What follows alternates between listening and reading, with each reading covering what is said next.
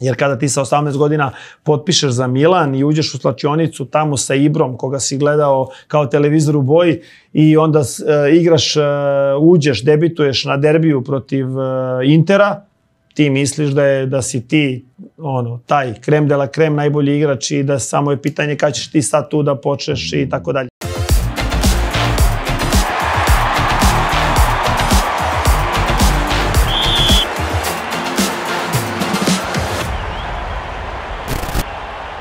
Dobar dan, pozdrav, još jedan razgovor na YouTube kanalu Lesto. Gost Žarko Lazetić. Žarka znam, Žarko sigurno jedno 10 godina. Pa, ako ne i više. Da, ako ne i više. I često smo pričali van nekih ovakvih formalnih razgovora, a nadam se da ni ovaj neće biti formalan, jer ti, što meni iskreno da kažem, neki put malo i smeta, Žarko ume da bude direktan, a ja sam malo osetljiv, ali on direktan takav i u poslu. I velika zahvalnost što si našao vremena, i to si našao vremena sada dok radiš u inostranstvu, našao si vremena da dođeš malo da porazgovaramo o nekim temama. Ti si meni jako zanimljiv i zbog svoje karijere, zbog pogleda na fudbal, ali moram ti kažem i zbog energije. Tvoja energija je nekako neobična i naravno zahvalnost Mozartu, zahvalnost Vernjanu, kafa, voda. Žarko, reci mi, da pre fudbala krenemo na neke, da te pitam za neke druge stvari, to mi je palo na pamet jer sam sad pomenuo kafu. Ti imaš neke strasti u životu, porodica je na prvom mestu, to se vidi, ali imaš neke strasti u životu. Kafa, tenis, Italija. Jesam li u pravu? A to, ozbiljno si najavu napravio, ostavio si me u ozbiljan onako, da dobro pazim svaku reč, da ću reći. Veliko mi je zadovoljstvo da budemo ovde, stvarno, to rekao si koliko se dugo poznajemo i već je to i neki prijateljski odnos, ali od prve emisije stvarno pratim i onako volim tvoj način komunikacije sa gostima i baš sam onako uživao u mnogim emisijama koje sam gledao. Posle emisije ćemo o ovome šta znači to da je energija neobična, to može da se uzme i ovako i onako. Šalim se naravno. Da, znaš dosta toga pa ti je lakše, ali da, volim kafu, tenis obožavam, ali da budem iskren u poslednje 3 godine, evo sad sam uspeo u Tel Avivu da odigram 2 puta tenis i to neki poluprijateljski. Inače sam totalno out od tenisa. Izgleda to ide tako kako je došla ćerkica i mnogo veće obaveze, da kažem, i odgovornost i ostalo. Nekako nisam uspevao da pronađem vreme za tenis, ali verujem da ću da nadoknadim. Pomenuo si ćerkicu. Vidim da svaki trenutak, i dok si bio u TSC-u, i dok si bio, mislim da si ćerkicu dobio dok si u TSC-u bio, jesam u pravu ili je tu negdje? Da, nisam, da. Interesantna je priča. Ćerkicu sam dobio tog dana kada sam potpisao za Metalac. Znači, bukvalno tako se namestilo. Ja sam jedini period u ovih 12 godina trenerske karijere da nisam radio. To je bio period kada sam otišao iz Teleoptika dok nisam dobio ponudu Metalca. To je bilo od oktobra do juna i tačno u tom periodu je moja supruga bila trudna, tako da smo tu trudnoću zajedno izneli i šetali svaki dan i iskoristili to vreme da se još više, da kažem, približimo, i tako se i namestilo da sam stvarno tu ponudu. To je bilo ono vreme korone, Metalac je ušao u ligu, bivši trener koji ih je uveo, Aleksandar Stanković, je iz svojih porodičnih razloga odlučio da ode i bila je neka pauza od samo 7 dana i u tom periodu oni su imali razgovore s kandidatima, između ostalih i sa mnom, i odlučili su se da za mene i namestilo se da je meni ugovor išao od 1. jula 2000. godine, Anika se tog dana rodila, a ja sam krenuo dan pre toga da radim tamo i eto, tako da to je interesantno. A da, to je stvarno, mislim, supruga Mina i Anika su mi na prvom mestu i stvarno se trudim da verujem da i Mina to misli. To je mnogo važnije nego šta ja govorim, ali stvarno se trudim da svaki, puno je obaveza, puno stresova, puno uživanja i zadovoljstva u tom fudbalskom smislu bilo u ovih, posebno poslednje ove 4 godine. ali da kažem otklon od svega i najveće zadovoljstvo je to neko naše zajedničko vreme koje se trudimo da bude što kvalitetnije. Jeste, i ti kad staviš na status na WhatsAppu, ti staviš vreme provedeno sa ćerkicom i suprugom. Znači, to je jedino, ti ne stavljaš neke druge stvari. Da, nikad. Da. Ali pomenuo sam tenis, je li to bio poslednji period kad si mogao da igraš tenis u kontinuitetu? Kažu da si mnogima je olakšalo to što ne igraš tako često. Da, moguće. Ja sam se zezao da imam više trofeja kao teniser amaterski nego kao fudbaler i trener. Tako da nadam se da ću, sad sam batalio tenis pa ću probati da uzmem nešto i kao fudbaler pa da mogu bar da dostignem to, da. Pomenuo sam i italijanski, voliš Italiju, voliš italijanski. Izvini, molim te, da li je razlog, pazi, ovo odmah ide direktno pitanje. Ajde. Da li je razlog što učiš italijanski zato što bi volio jednog dana da radiš u Italiji? Pa da, možda se kaže. Mislim da je to neki kao san, ajde, možda se kaže, ali gledam da takvu stvari u životu postavljaš, sad da ne kažem, voleo bih da radim u Italiji, a ne znam italijanski, to je bilo bez veze.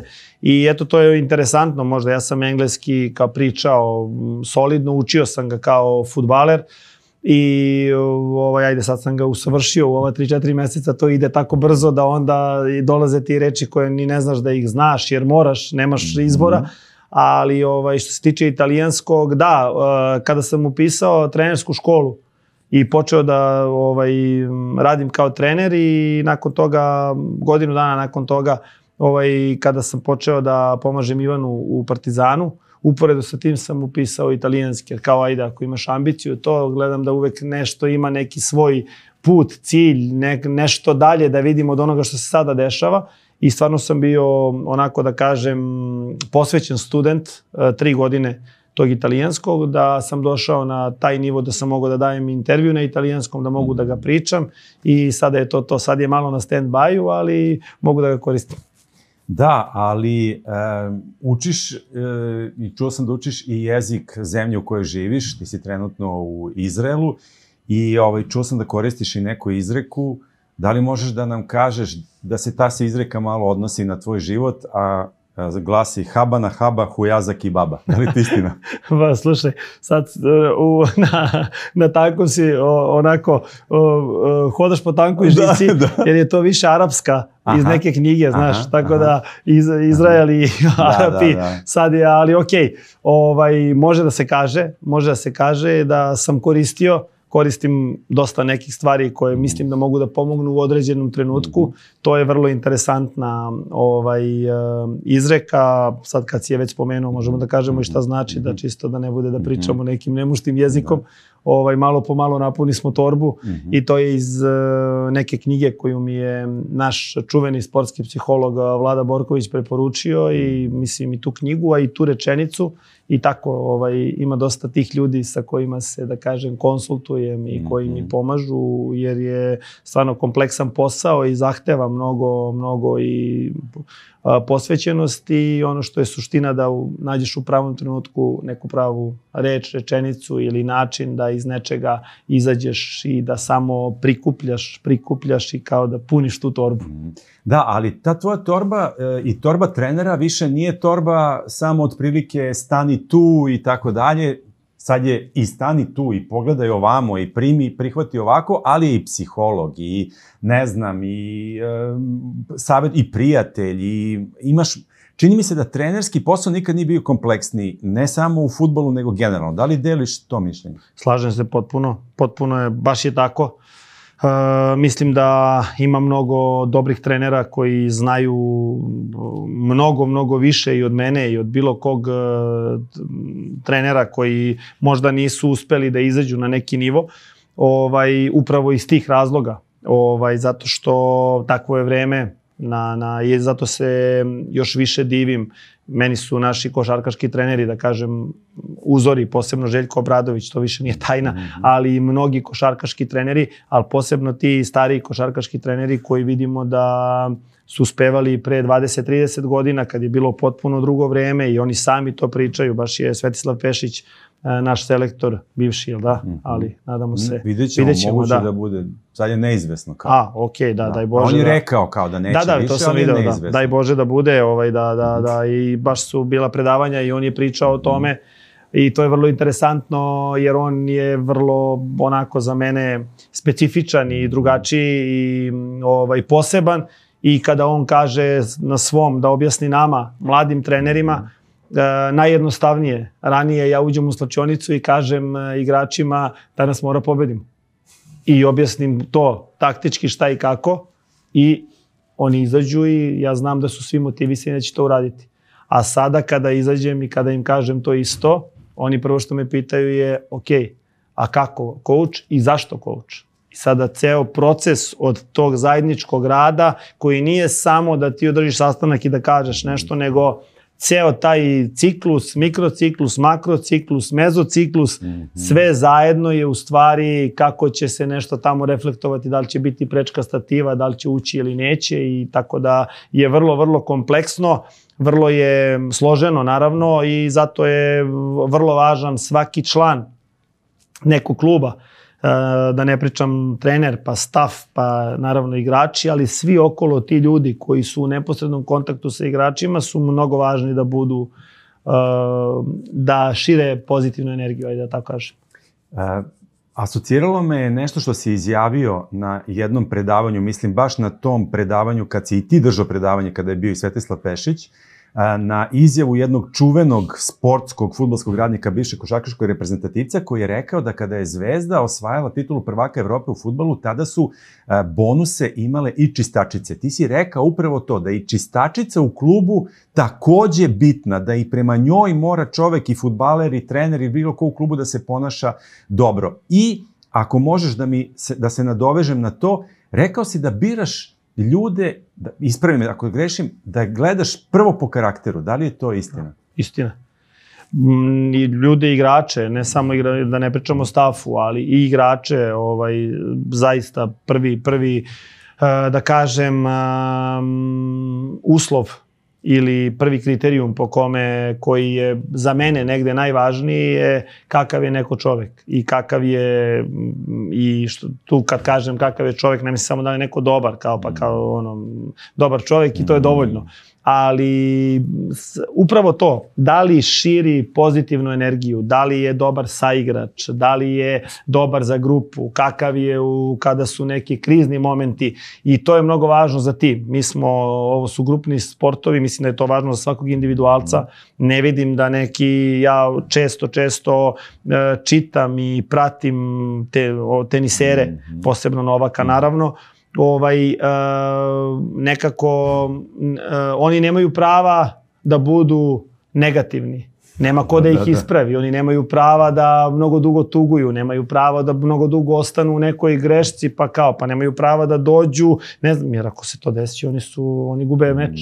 I oni su dobar primer za svakog, jer generalno mislim da u današnje vreme gde je otišao NBA, da dosta toga i fudbal sada, posebno ove utakmice na 3 dana tokom cele sezone, evo i ja sam bio i prošle i ove u toj situaciji, 3 nedelje po 7-8 utakmica, ti nemaš puno vremena da treniraš i mislim da je ta individualizacija i to kako naravno mi kao staf uspemo da pripremimo svakog pojedinačno igrača da on bude pravi u tu sredu, subotu i to kada se sudi, ali isto tako naravno i koliko je taj igrač posvećen i koliko će on da uloži u taj svoj oporavak, u tu svoju pripremu, jer je sve manje vremena za pripremu, stani ovde, ti tu, pa i pomeri se pa ovo, pa ono, pa 7 dana da se ti spremaš za neku utakmicu, pa to je magija.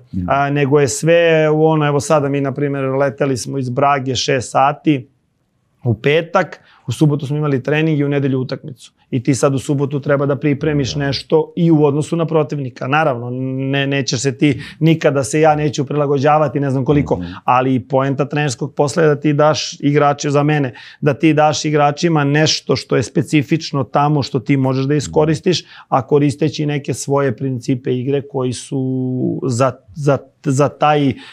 za tu utakmicu možda najbitniji. I ti to moraš da prođeš najviše kroz video. I zato je mnogo važno da igrač bude dovoljno svestan, koncentrisan, posvećen u tom trenutku, tu gde treba da bude i da to sutra može da koristi. Kako reaguješ kada, imam mnogo stvari koje si rekao, koje mi sad deluju jako interesantne, kako reaguješ kada igrač pogreši? Na primer, kada igrač, daću ti dve situacije sa istim igračem, kada igrač opsuje i dobije crveni karton za to. Ti si tu jako rigorozan, je li tako? Pa da, mislim, to se nije desilo. Desilo se na pripremnoj utakmici. Da. U Metalcu Nemanja Stojića dobije crveni karton zato što je opsovao i ti si ga jako kritikovao i rekao si mu razlika između čoveka i životinje je... Da, eto vidiš, znaš bolje nego ja. Pa dobro, da, mislim, za mene su te stvari, da kažem, kao ako neko nema samo kontrolu, to sam i upravo i rekao, da možeš da kontrolišeš emocije. To je razlika između ljudi i životinja i nekako to kad kaže ponelo me ili tako nešto, mislim, šta to znači ponelo me? Može da svakog da ponese onda i na šta bi onda to ličilo. Tako da, mislim, da, to je stvarno šira priča, ali ja sam onaj koji nikada ne kritikuje grešku, promašen pas ili ne znam, šansu sa 2 metra, ni na treningu. Posebno ni ne dozvoljavam to. Ne dozvoljavam to ni igračima u mom timu, ne dozvoljavam to ni stafu da im padne na pamet. Znači ono što je za nas kao pravilo, to je pravilo, to nije nešto što sad ja kao želim da tako, to se od prvog dana zna. Znači ja samo mogu da kritikujem stav. I ja jedino što kritikujem kod igrača, to je ako je loš stav na treningu, na utakmici, ako vidim da on nije koncentrisan, znači da nije motivisan da uradi nešto dobro, to se kritikuje. Sve ostalo je na bazi podrške. A da li je bilo situacija da si se odrekao nekog igrača zbog stava? Ne želim da mi govoriš imena. Naravno. Jeste? Naravno. Mnogih igrača. Mnogih. Da li mu kažeš to ili on to vidi kroz... Pa vidi. Mislim, nisam ja taj koji ocenjuje igrača, možda je taj stav dobar za negde nekoga nešto. Ne kažem ja da je ovo što ja kao samo tako treba. Ne, nego su to neka pravila i to svi igrači znaju. I mi se trudimo, ja sam pričao i na tom predavanju i to stvarno, ja trudim se da ne zaboravim ni jedan postulat od onoga kad sam krenuo u Jakovu gde sam se olupao, bio 2 meseca jer sam hteo tamo da njih učim i postavljam stvari, on ne može ništa, ali okej, to je za mene bilo iskustvo. Ili u kadetima Partizana gde sam imao sjajnu generaciju, gde smo radili, gde sam stvarno uživao. To je jedan od najlepših perioda mog života, tih 2 godine kadeti i omladinci Partizana. To je bilo izvanredno iskustvo, ajde što je bila dobra generacija i što je meni toliko pomoglo da kasnije i u donošenju odluka i u svemu, ali trudim se da nijedan od tih postulata, tih osnovnih, te baze, tog kreiranja dobrog ambijenta, tih osnovnih bazičnih stvari ponašanja, osnovne kulture, komunikacije među nama, između igrača i trenera, to ja sam i tamo pričao o tome, poštovanje, poverenje, podrška, posvećenost, pa tek onda pobeda. I to tih nekih 5P, da kažem, ja se trudim da to uvek ostane. Da to, tako je bilo u kadetima Partizana, tako je u Makabiju. Naravno, ne na isti način i naravno da nije isto, naravno da je u TSC-u to bilo tek posle 1,5-2 dana onako kako bih hteo, ali bazično i mi se trudimo da to bude tako, da se mi toga držimo. Kako se ja obraćam igračima, kako se obraćam upravi, kako se obraćam i šta očekujem za uzvrat, nekako, za mene je to normalno. Normalno je da si motivisan i normalno da si normalan, da imaš poštovanje, da si posvećen, zato što ja nemam problem, ja to i kažem igračima. Ja mislim da ja kao trener i mi kao stav imamo pravo, ja mogu tebi da kažem što god želim u slačionici. Zato što imam zaleđe. Znamo mi koliko radimo, ništa ne prepuštamo slučaju, nikada niste ostavljeni, nikada igrači nisu ostavljeni da kao ne znaju šta mi radimo na utakmici. Može nas da iznenadi, jer ja nisam trener koji može da gleda utakmicu ako ja ne znam šta se dešava. Ja ne mogu, ja ako vidim da to 2-3 minuta, da nešto je što mi nismo, nešto nije u redu. I ja sam onda iza toga. I onda je to uvezano je, jer ta kritika je uvek između 4 zida, kod nas u kancelariji individualno ili pred grupom, ako dođe do toga da mora pred grupom, onda je pred grupom, ali da smo mi svi zajedno. I to se ostavi iza, ide se dalje dok se ne pređe neka crvena linija.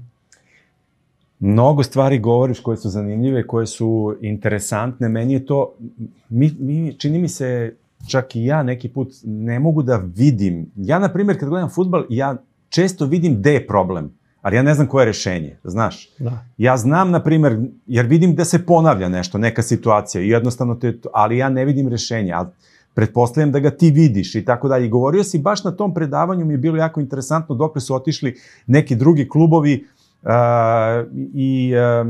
Braga. Molim? Braga, je li? Da, Braga, da.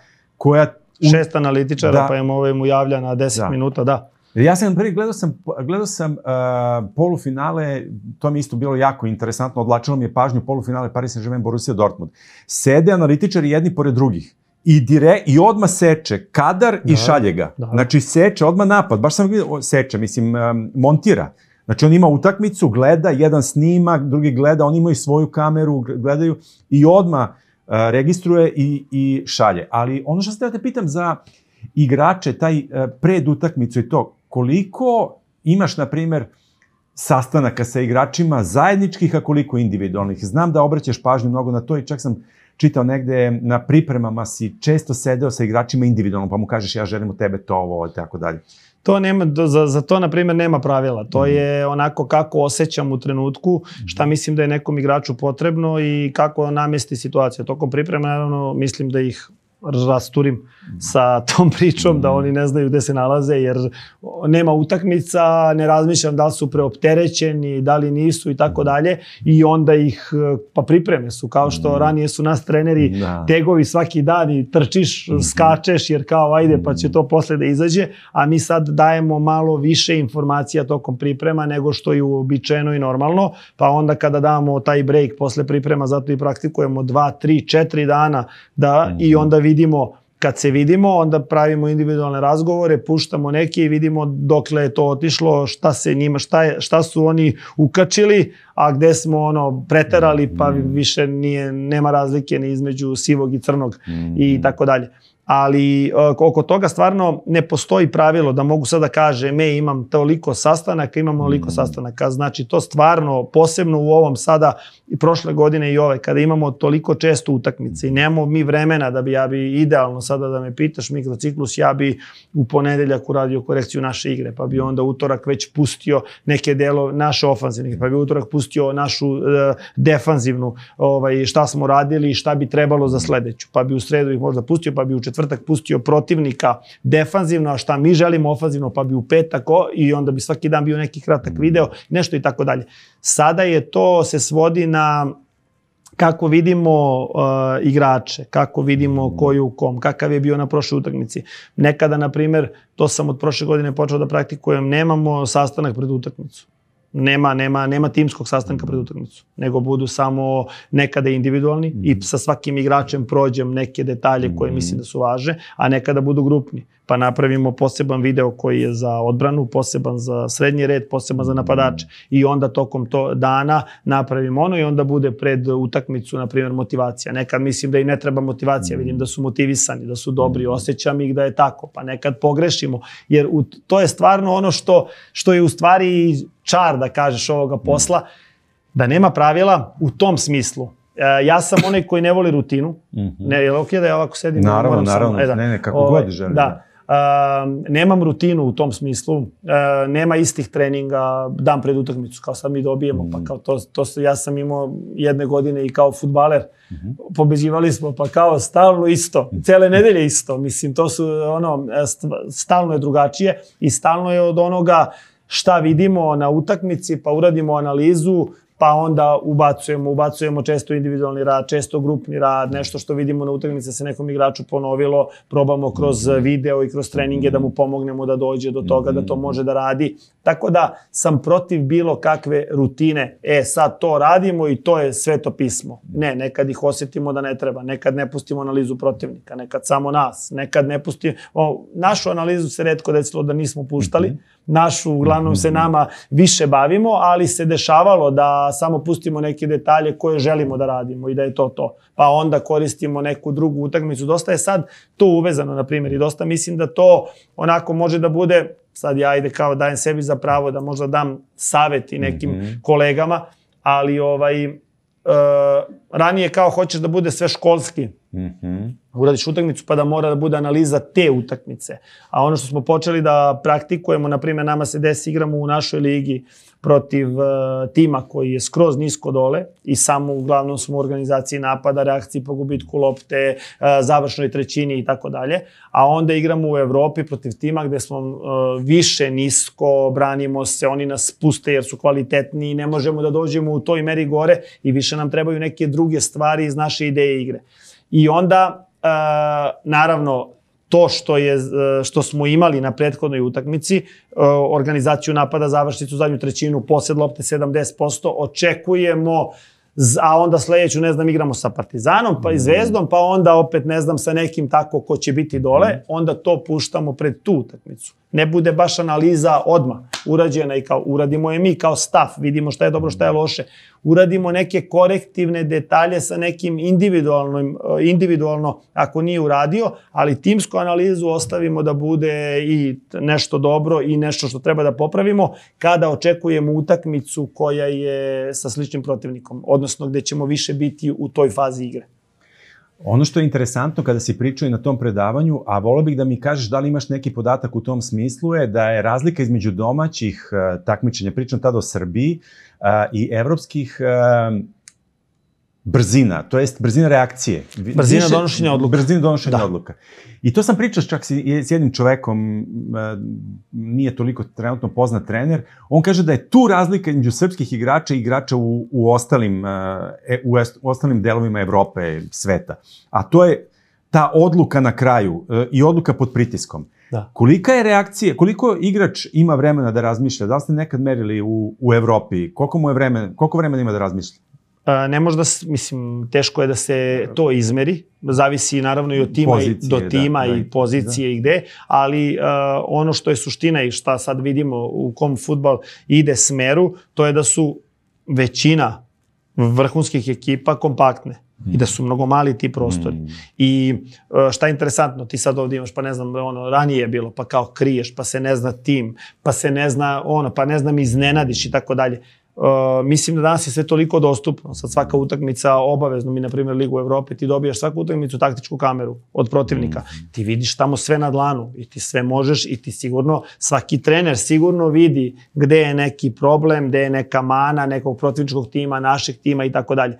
Ali poenta je da ti si na to adaptiran i koliko si adaptiran i poenta je da igrače prvo ubediš u to da oni to probaju da rade, a onda da to izvedu kako treba. I onda to je vrlo onako, nije samo, evo ja sam uradio analiza, to je sada ako igra, nije tako. Mislim, po mom mišljenju. Mnogo je, to je razlika. Kod nas, da kažem, u Srbiji je, u Izraelu je malo drugačije zato što je nekako više 1 na 1. Više su u tome orijentisani i onda je stalno si pod pritiskom više nego ovde. Kod nas je dosta često razmak između linija, ti primiš loptu, nije dovoljno hrabar ili mu je velika distanca, pre bih rekao, pa sad vidi ako izađe, ispašće i ne može. A ono što mi doživljavamo u Ligi Evrope, ajde imam sreće da igram već 2. godinu zaredom i gledajući te utakmice top timova, svi oni negde pucaju. I svi oni imaju problem u kontraprostoru ako su kompaktni, izlaze, ne znam, 4-4 pa sa druge strane, pa ne znam, između linija, pa ne znam, nema pritiska na nosioca lopte pa ih prebace pa trče. Ali je poenta što oni mogu da nastave to da rade. Oni mogu da, to se desi, oni svi trče, brzo se vrati i mnogo kratko traju ti prostori. Ako je ti brzo ne obradiš, ne okreneš se, doneseš dobru odluku i daš tačan pas, oni su ponovo namešteni i njih je 8 iza lopte. I onda ti moraš ponovo, i stalno te stavljaju pod pritisak. Stalno je, to smo mi, na primjer, doživjeli protiv Freiburga, recimo, to je bilo za nas, ili protiv Brage, te Brage prošlogodišnje. Ova sad Braga nije toliko dobra kao što je bila prošle godine, najviše po mom mišljenju zbog trenera, ali mi taman uđemo u igru, što bi kod nas već bilo, umirali smo se, ovi su se vratili. Ušli smo, malo je loše, odluka je bila da odloži, da vrati nazad, ovi su već za loptom. I ti ponovo si u donošenju odluke. I zato pravimo greške. Ne mi, naši timovi. Imali smo i da vidimo u bliskoj prošlosti isto naš tim kako isto to mu se dešava. I onda kao individualne greške. Individualne su greške uvek. Uvek neko mora da napravi grešku, ali ja kada čujem kao individualna greška, pa naravno, ali ja sam kriv zbog te individualne greške. Ja kao trener sam kriv zato što je moj igrač napravio individualnu grešku. Ne mogu da kažem kao individualna greška i kao eto, to je to. Ja uvek to tako i analiziram u utakmice. Tim nije zaslužio da pobedi. Ja kao trener, ti kao asistent, on kao golman koji brani, pa tek onda ovaj koji je napravio grešku i on je u tom trenutku bio najslabija karika. Ali mi kao tim treba da zaslužimo da i njegova ta greška ne bude gol. Pa da se on posle ispravi ili da je ne napravi. Zato što on kada napravi grešku, možda ovaj nije se pomerio, nije mu ponudio rešenje, nije ovo. Ili je prethodnih 10 minuta bio stalno u nekom donošenju odluka i negde je nešto se desilo. A mi mu nismo omogućavali da mu olakšamo kao stav i kao tim, kao saigrači. Koji je trener najviše uticao na tebe s kojim si radio? Ivan Tomić. Koji ti je i zahvalio u jednom trenutku, ali tako? To je prilično interesantna priča. Ako sam dobro shvatio, Ivan Tomić ti je bio trener, ali ti si posle toga bio i njemu asistent, je li tako bilo? Radio si s njim? Ne. Ivan Tomić i ja smo bili saigrači u Partizanu. I onda je on postao direktor Partizana preko noći. I mi smo već kao saigrači izgradili jako lep odnos. Ali on je postao direktor i posle par meseci, mi smo možda posle 6 meseci ili tako, godinu dana čak, i on me je pozvao i rekao mi, ja sam imao ugovor s Partizanom još 2,5 godine i rekao mi je da ne računa se na mene da treba da napustim Partizan, da mi je bolje da idem negde, da ću mislim, ja sam i bio u tom, da kažem, raspoloženju. Ja nisam bio onaj kao tu sam, sedim i čekam, video sam jer sam imao neki status kod Đuke, posle došao Jokan, naravno, igrali su i ove TDR-a, ja u tom trenutku, mislim, ja stalno kao nešto nezadovoljan, kao što ja ne igram, mislim, ne kao, stvarno nezadovoljan, jer je ambicija da igram, ali realno, njih dvojica su puštali kišu te sezone, mi smo uzeli duplu krunu, imali fenomenalnu sezonu i onda je Ivan se meni zahvalio. Ali mu nisam uzeo za zlo, znam i neke koji jesu, ali stvarno smo ostali u fenomenalnim odnosima i posle toga i ja sam imao taj put moj fudbalski koji je bio turbulentan, taj problem sa kolenom tokom cijele karijere i mislim nisam bio neki igrač, ajde da kažem tako, najjednostavnije rečeno I ništa, kad sam završio karijeru, posle smo počeli to igrali tenis, ali smo sve vreme bili stvarno i mislim danas smo već onako, on mi je jedan od, da kažem, ljudi koji je najviše uticao na mene, ne samo trenerski, jer je trenerski je to okej, kažem, ima puno dobrih, ali posebno on je sjajan što se tiče odnosa, što se tiče mudrosti, mislim onako jedan izvanredan čovek, pre svega osoba od koje može uvek nešto da se nauči novo i ja sam stvarno zahvalan što imam njega kao nekog savjetnika, prijatelja, sada već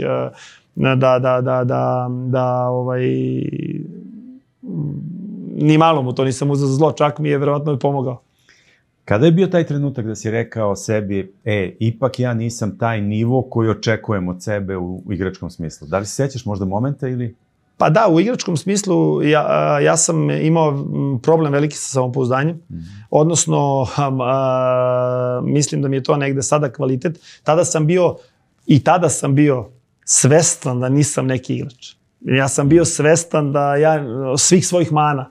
Znači nisam bio onaj koji kao ti imaš dosta fudbalera koji mislimo ja sam najbolji i na to voze i naprave na to karijeru, to je dobro. Ja sam bio svestan svojih mana i imao sam taj put, ja sam od 18. do 22. godine igrao drugu ligu. Igrao i to mi je pomoglo, tu sam u stvari i napredovao. Nakon toga došao do toga da ne znam, sa tom Bežanijom tamo golovi, pa prvi strelac, pa super liga, pa ušli u ligu, pa golovi Zvezdi Partizanu, onako, to je bio san neki i onda kao predstavljanje sa dresom Partizana broj 10, to je neverovatno za mene, za kakav sam bio igrač, ali ja sam stalno bio mnogo uporan, mnogo sam radio, mnogo sam trenirao, jer sam i bio svestan svojih mana i negde sam kao znao da mora to da nadomeštam. To mi ni malo nije pomoglo u Partizanu, Partizanov dres je težak, ja sam imao tu jednu utakmicu koju ja pamtim i koju me, ako me iko zapamtio me po toj utakmici kad smo dobili Zvezdu na Marakani posle 11 godina 4-1 i to sam odigrao super. Sve posle toga je bilo mučenje. Za mene nije mi odgovarao ni način igre, ja nisam mogao to protiv niske odbrane, loša tehnika. Ja sam toga svega bio svestan. Ja izlazim na teren, ja to znam. I mnogo je teško u tome da ti kao nešto budeš ne znam kakav. Mislim, sigurno mi to nije tada pomagalo. Ali trenutak kada sam prelomio zapravo nije vezan za ja bi se i dalje borio. Vezan je za povredu. Ja sam imao mnogo problema s kolenom, meni nije na vreme otkriveno da su mi pokidani prednji ukršteni ligamenti i ja sam onda praktično svo to vreme igrao bez prednjih ukrštenih, što je jedan od ne znam koliko slučajeva.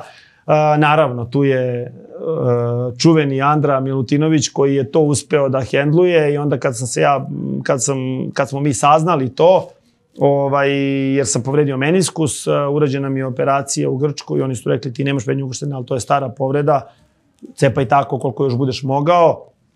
I onda je Andra to održavao još neke 2 godine, ja sam igrao tada u Grčkoj, pa onda malo u Indoneziji, to je bilo, loš nivo fudbala pa sam mogao i tako, ali posle utakmice Otok i onog trenutka kad sam video da više ne mogu ni da se trkam, ni da u prostor pobegnem, kada sam video da na treningu radi se završnica, ja ostanem sa strane da ne bi mi se upalilo koleno i ostalo, ja sam sa 29 godina već doneo tu odluku, ja sam tu polusezonu u Bežaniji, kod Gordana Petrića bio kao igrač i pomoćni trener, a u stvari to je bio Gordanov način da mi kaže, dečko, ne možeš više da igraš, ne mogu da te gledam, kvariš mi ovde, ajde ti polako kao igrač, a u stvari sam bio pomoćni trener i tad sam upisao B licencu, još uvek sam igrao i onda sam imao taj put sa tim licencama koji isto mislim da mi je puno pomogao jer sam ja praktično 6 godina. Negde, da. I rekao si da je obrazovanje jako bitno. Da, ja koji sam, nisam baš ovim školama mogao da se podičim normalnim, ali da, mislim da je posebno ovo trenersko jer je potpuno drugačije.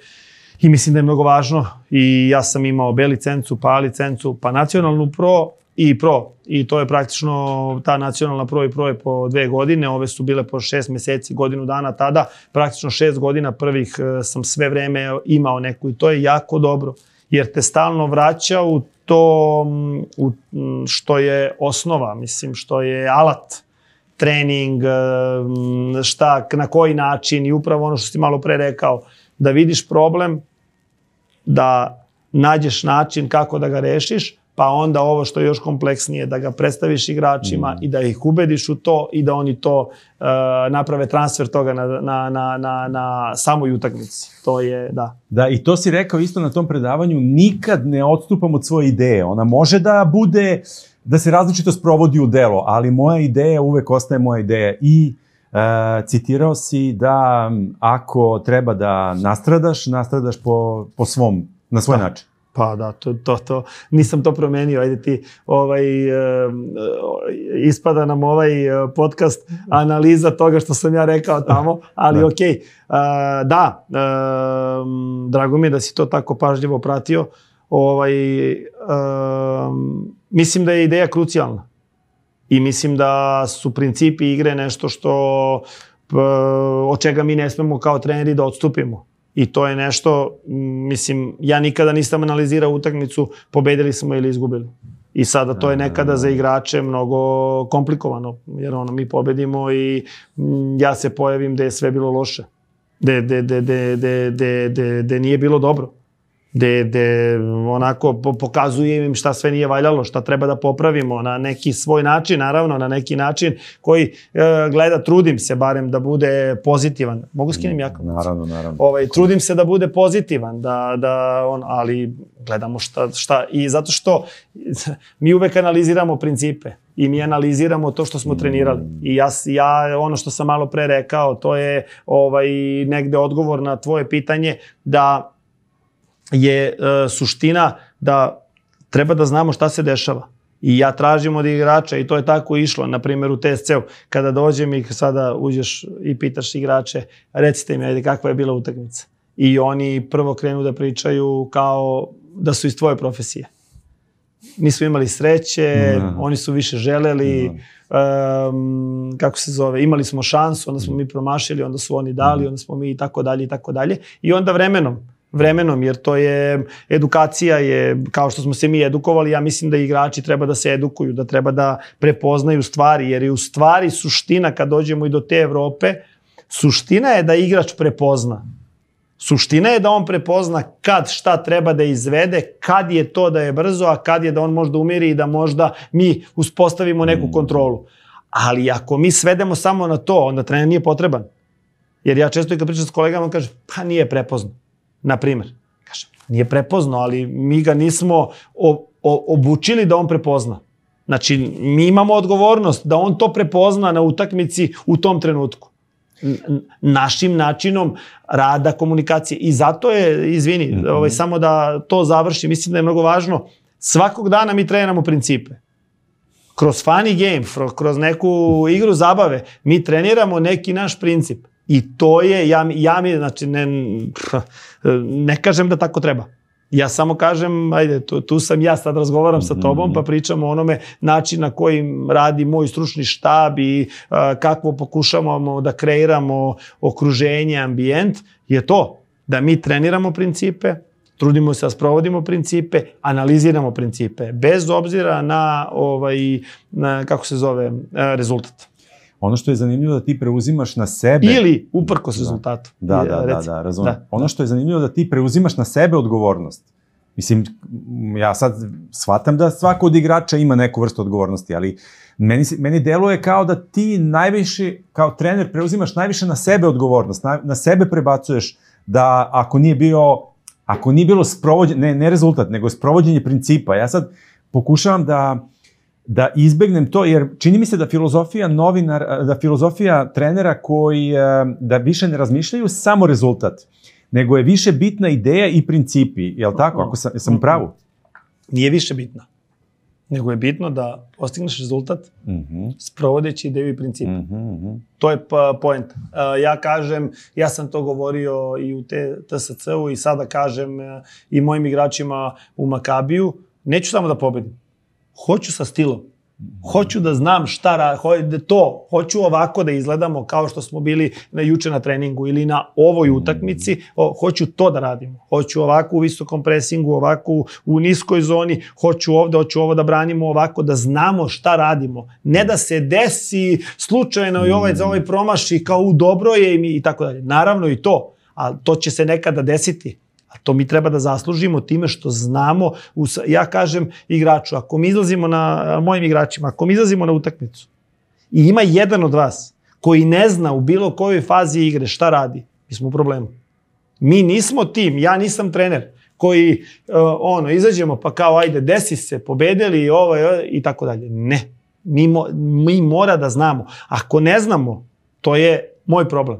Ali zato moramo da se otvorimo jedni prema drugima, da ti dođeš i kažeš, ako nećeš meni, možeš slobodno meni, jer nije posebno loše ako mi kažeš posle utakmice, da nisi znao. To je baš problem. Ali ako mi dođeš i pre utakmice i kažeš, nije mi jasno ovo, kad smo ovde, kad je ovde lopta, pa najbolje. Ma ne, to jedva čekam. To se retko dešava, nažalost. A zašto? Zbog stvar vaspitanja ili šta? Negovanje igrača kroz mlađe kategorije, odnos, trener, igrač? Da, ne bi to o tome, znaš, Aco, reći ću ti nešto što mi se ne sviđa. Neki trener dođe, postigne neki rezultat i sad ima mišljenje o svemu. Sad ja treba da pričam i o mlađim kategorijama, i o politici, i o savezu, i o svemu. Sad, o svemu mišljenje kao, zato što u ovom trenutku sad kao, ne znam, mi smo bili treći na tabeli ili drugi na tabeli. Ne mislim to. Znači, nisam ja dovoljno upućen u radove mlađih kategorija svih da bi mogao da kažem da je to zbog toga. Ja mislim da je generalno, da je sve ukupno zbog svega, da takve nam generacije dolaze. O tome možemo da razgovaramo. To nije, mi vidimo da u odnosu na period kad sam, na primjer, ja bio dete, ja prvi mnogo više štitim moje dete nego što su mene moji roditelji. Štitim pod navodnicima. Ne mislim da to pomaže. Ali to je takvo je vreme. I svi roditelji, ja sam radio s mlađim kategorijama, pa mogu da kažem iz tog vremena, problem su roditelji. Problem su roditelji. Mislim, ali ne samo u fudbalu, u školi. Ranije si ti imao vrhovno autoritete samim tim što je nastavnik, on je autoritet. Sada ne vidim da je to tako, ti me ispravi ako grešim. Imao si trenera, on je autoritet zato što je trener. Sada nije. Ti si u pravu, sine, ti si u pravu. I onda deca gube i tu odgovornost, pre svega, ali i taj osjećaj, da kažem, empatije, da oni otvorenosti postaju zatvoreniji, jer ima tamo neko ko će nešto za njih, a ne ti sam da dođeš, čekaj, nije mi jasno. Sad je zato što se prave se ta kao moje dete je savršeno.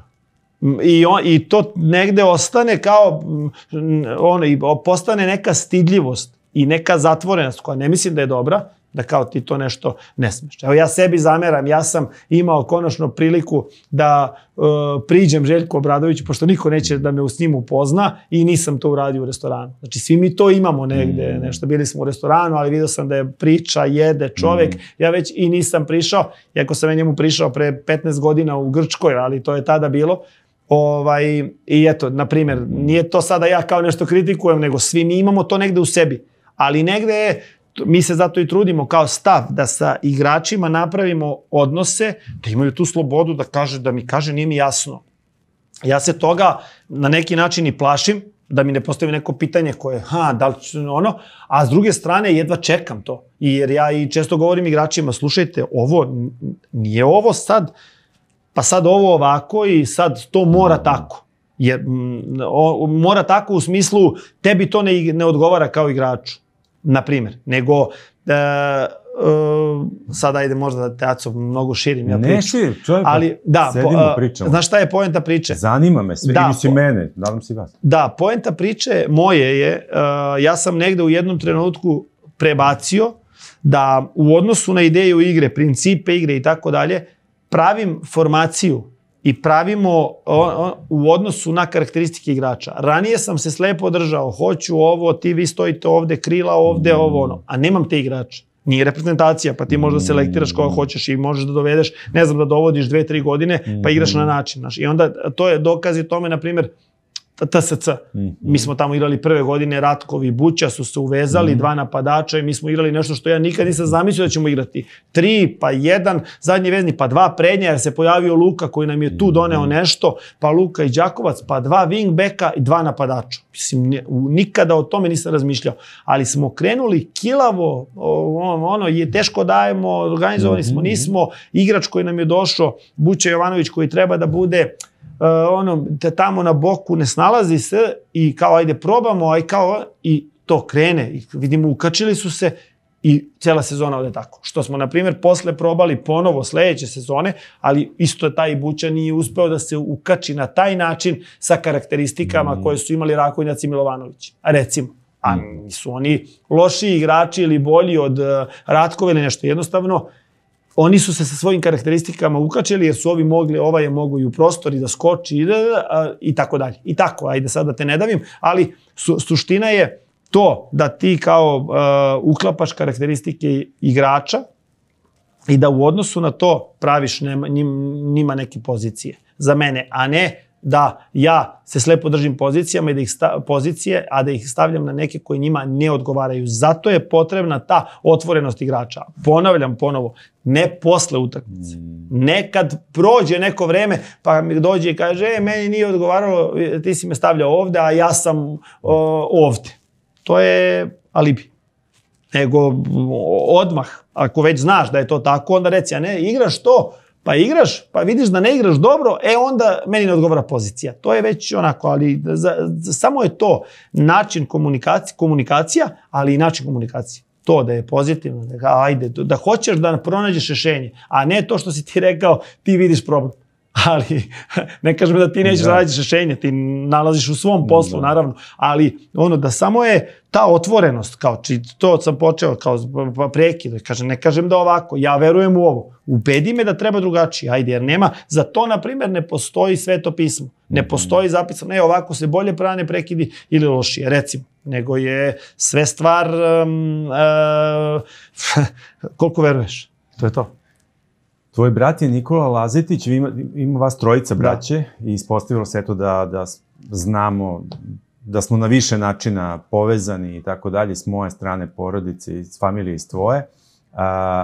Koliko je bilo teško i koliko si naučio od Nikole? Nikola je bio uspešniji fudbaler, to je nesporno. Koliko je bilo teško i da li ti on neki put bio motiv da ti pokušaš, hoću ja kao on, koliko je to bilo opterećenje i kako sad izgledaju vaši odnosi u tom smislu, jer ti si u trenerskom smislu i nekom uticaju, baš u trenerskom, otišao na veći nivo. On ima neke druge zaduženja, on je sada u savezu i tako dalje. Kako sad izgleda taj odnos? Da možda mi objasniš taj odnos dvojice braća koji se bave istim sportom na različitim nivoima, sada i u različitim ulogama, kako izgledaju razgovori, šta si naučio od njega, šta on misliš da je naučio od tebe i kako još sve to preneti na bratanca koji hoće dečko da pukne, da prebaci vas u svakom smislu. Da. Vrlo je onako široko, da, ali prvo da kažem što se tiče Nikole i mene, nikad ja nisam imao s njime to da se ja sa njime takmičim. To je valjda pokojni otac i naša majka su nas naučili valjda da smo mi braća i da smo mi, tu nema takmičenja. Ima naravno, mi Nikola i ja smo čak igrali jedan protiv drugog. I to, ja sam igrao levo krilo za Vojvodinu, on desno za Zvezdu i baš smo imali i duele.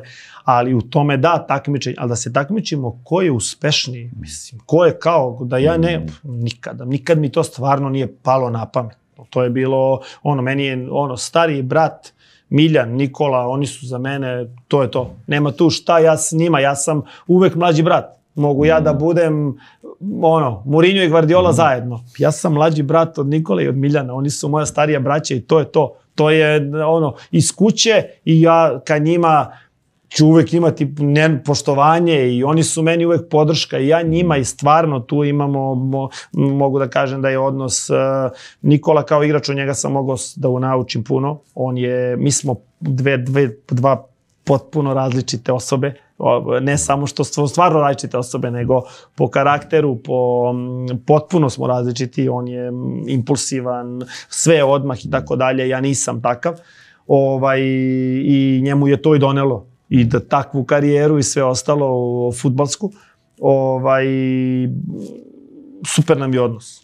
To sada izgleda tako da on stvarno mene podržava, da dolazi, gleda stvarno, mnogo sam mu zahvali na tome, gleda utakmice, sada isto i u Tel Avivu, šalja linkove, komentariše na svoj način koji je potpuno drugačiji od ovog našeg, principi i tako dalje, jer on mnogo dobro osjeća fudbal, osjeća igru, osjeća kvalitet, osjeća protivnika i onda on na svoj način komentariše, meni to isto pomaže i dan danas, ali mimo toga sjajan odnos. Miljan isto koji dolazio i gledao TSC, sad on ima i drugi razlog pa i dalje da gleda TSC, ali isto tako gleda Makabi sada i stvarno smo onako povezani smo i mislim da je to iz kuće, mi smo sa Kosova i da je pokojni otac za to najzaslužniji. Da. Marko na svoju stranu, on je dostigao nešto što nije ni Nikola, da kažemo, sa 18 godina, na šta nije bio spreman, što mu je palo onako,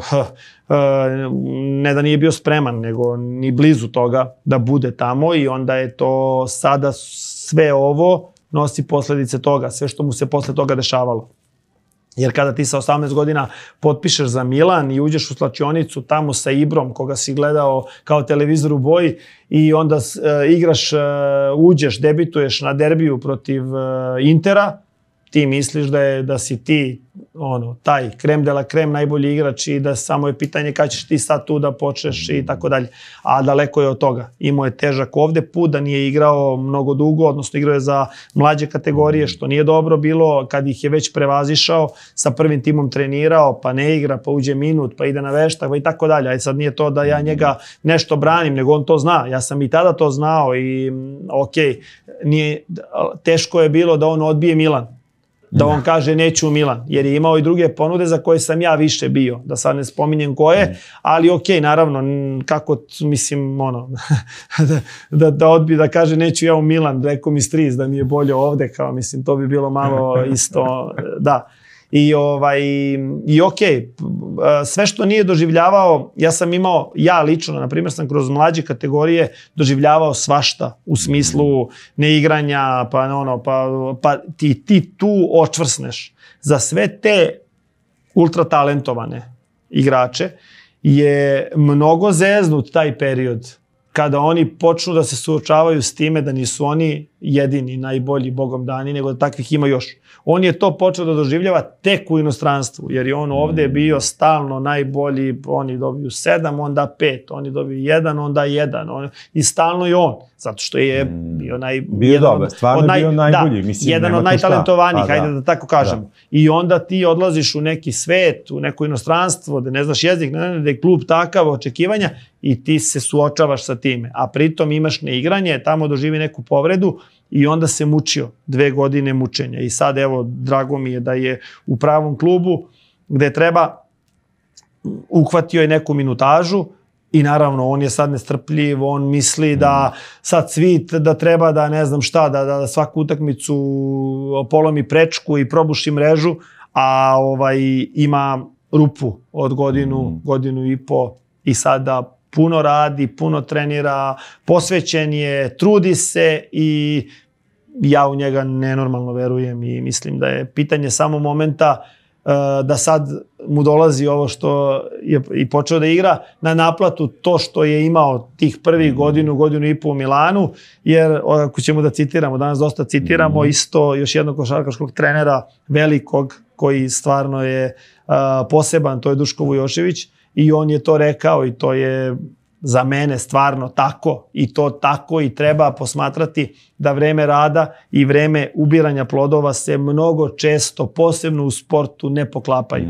Ali da stalno moraš da radiš, tako da, jer onda nekad dođe moment kad ti i nisi toliko posvećen onda kako šutneš uđe ili ne znam, pobeđuješ ili ne znam ja šta, to govorim o tim igračima profesionalnim i tako dalje, tako da mislim da to je i za Marka neki savjet koji sam baš skoro smo razgovarali i negde sam i to s njim podelio i da negde mora samo da ostane istrajan. Jer ja sam radio više nego on.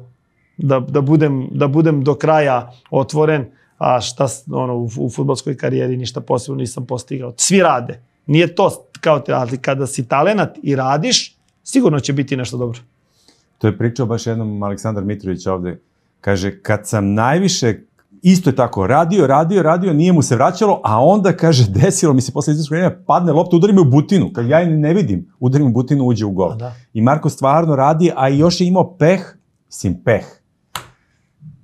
možda najbolja sezona Milana u prethodne 2 ili 3 godine je bila kad je on bio tamo, igrali polufinale Lige šampiona, haos, mislim, ekipa igra čudesno. Uzeli titulu. Da, učestvovao u tituli, ušao, dobio, mislim, sve to sutra, da ništa više ne uradi.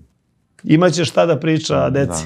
Ali treba da uradi, ima potencijal, ima i mora da gazi. Da, uradit će. Ali tu ima još jedna stvar, ali dobro, to sad samo ja pričam ovako, ovo pričam za sebe, ovo ne pričam za tebe, a to je, treba da ga oseti malo i čovek koji radi s njim. Slažem se. Znaš, nije baš kao... Ali, Aco, to ne važi za Marka.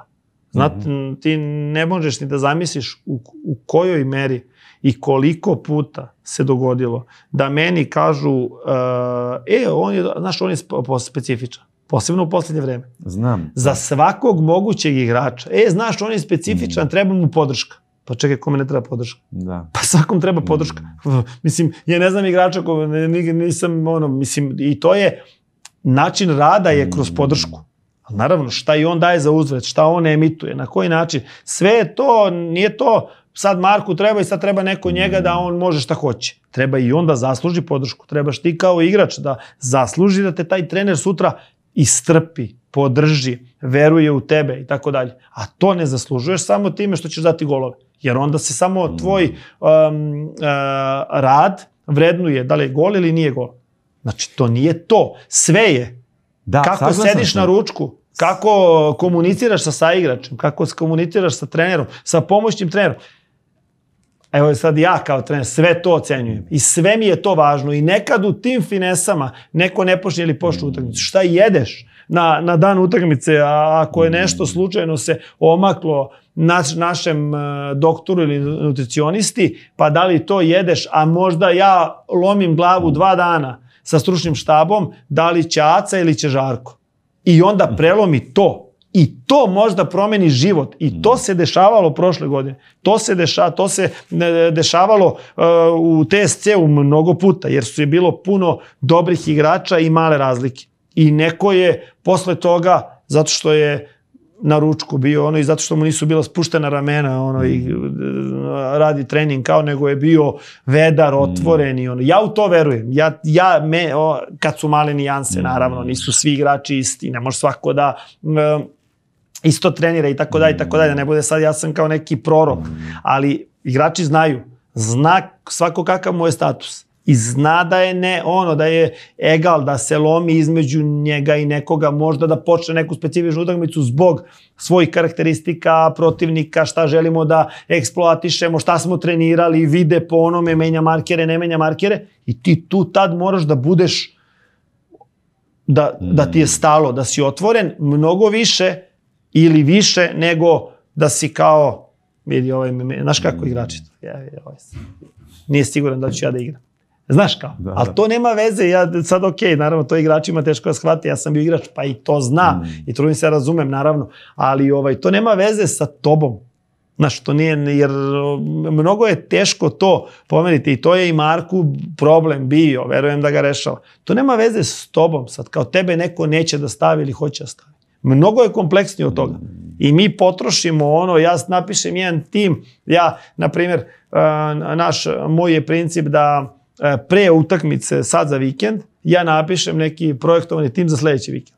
Znaš koliko se to promeni znaš koliko je puta izašao taj tim da je stvarno sebi napišem, i onda delim se sa stafom ili tražim od njih, pa onda koliko utiče sve, koliko ta zadnja utakmica, pa šta se dešava u toku nedelje, pa kako treniraš, pa koliko god neko mislio da je sad zakucan i on igra, koliko su važni detalji, koliko je važno da ti detalji da idu u tvoju korist, da bi ti, jer kao, meni se dešavalo to posebno u kadetima omladincima. Daj ti njemu 5 utakmica, kao, nije dobio šansu, kao, nije dobio 5 utakmica. Pa kako da dobije? Mislim, šta sam ja, Crveni krst?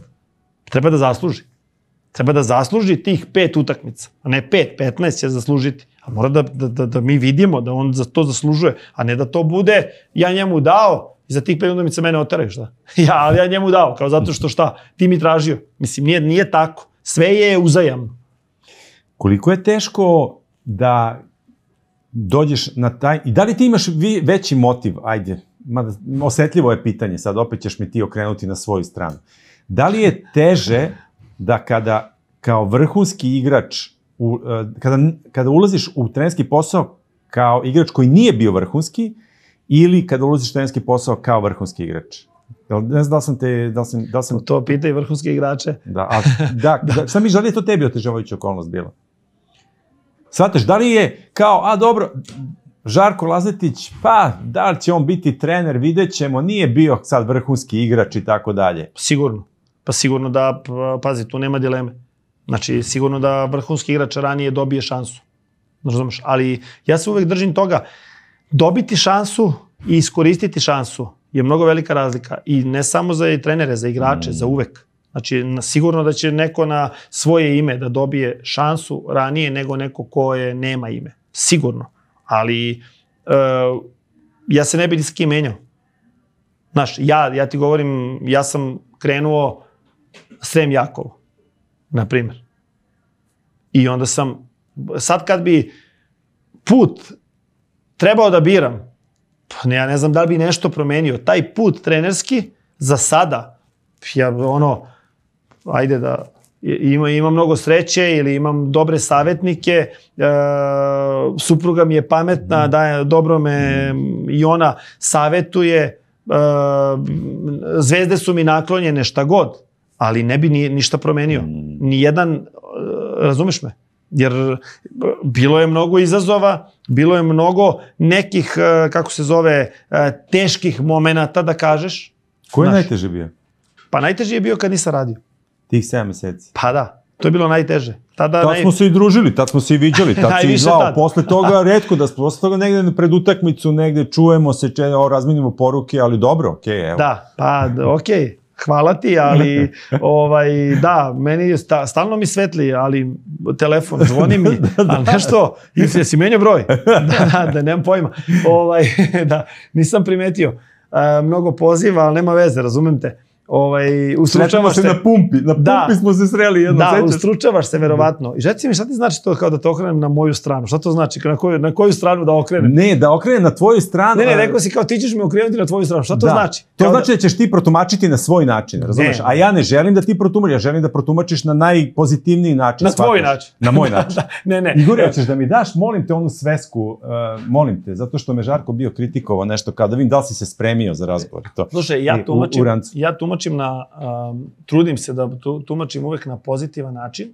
Ja ću ti reći samo da ne želim da zvučim sada pretenciju, znaš što kao zvuči ne bi se menjao ništa, sve greške koje sam ali ja stvarno sam zahvalan i mislim da zaslužuje i ova emisija da spomenem posebno, naravno, Partizan me je, kako da kažem, oblikovao kao čoveka i kao trenera i tih 5 godina tamo koje sam radio i to spomenuo sam Ivana, pre toga Gordana, Batu s kojim sam radio, Đuku, znaš, to su sve bivši veliki igrači, treneri, mnogo dobri ljudi, znači s kojima sam ja imao zadovoljstvo i sreću da učim.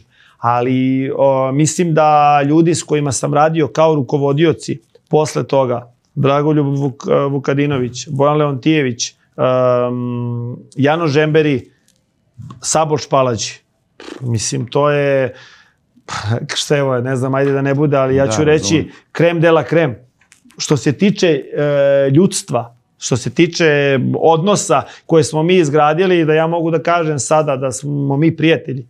Bez obzira da to rezultat, bilo je teških perioda. Bilo je momenta kada je Janoš hteo da me smeni. Bilo je momenta kada je gospodin Vukadinović hteo da me smeni. Bilo je i to mnogo. I to za neke sam znao, za neke nisam ni znao. Kasnije sam saznao. Ali to je kao što mi je Ivan mi se zahvalio. Sad da se to i desilo, mislim, to je okej.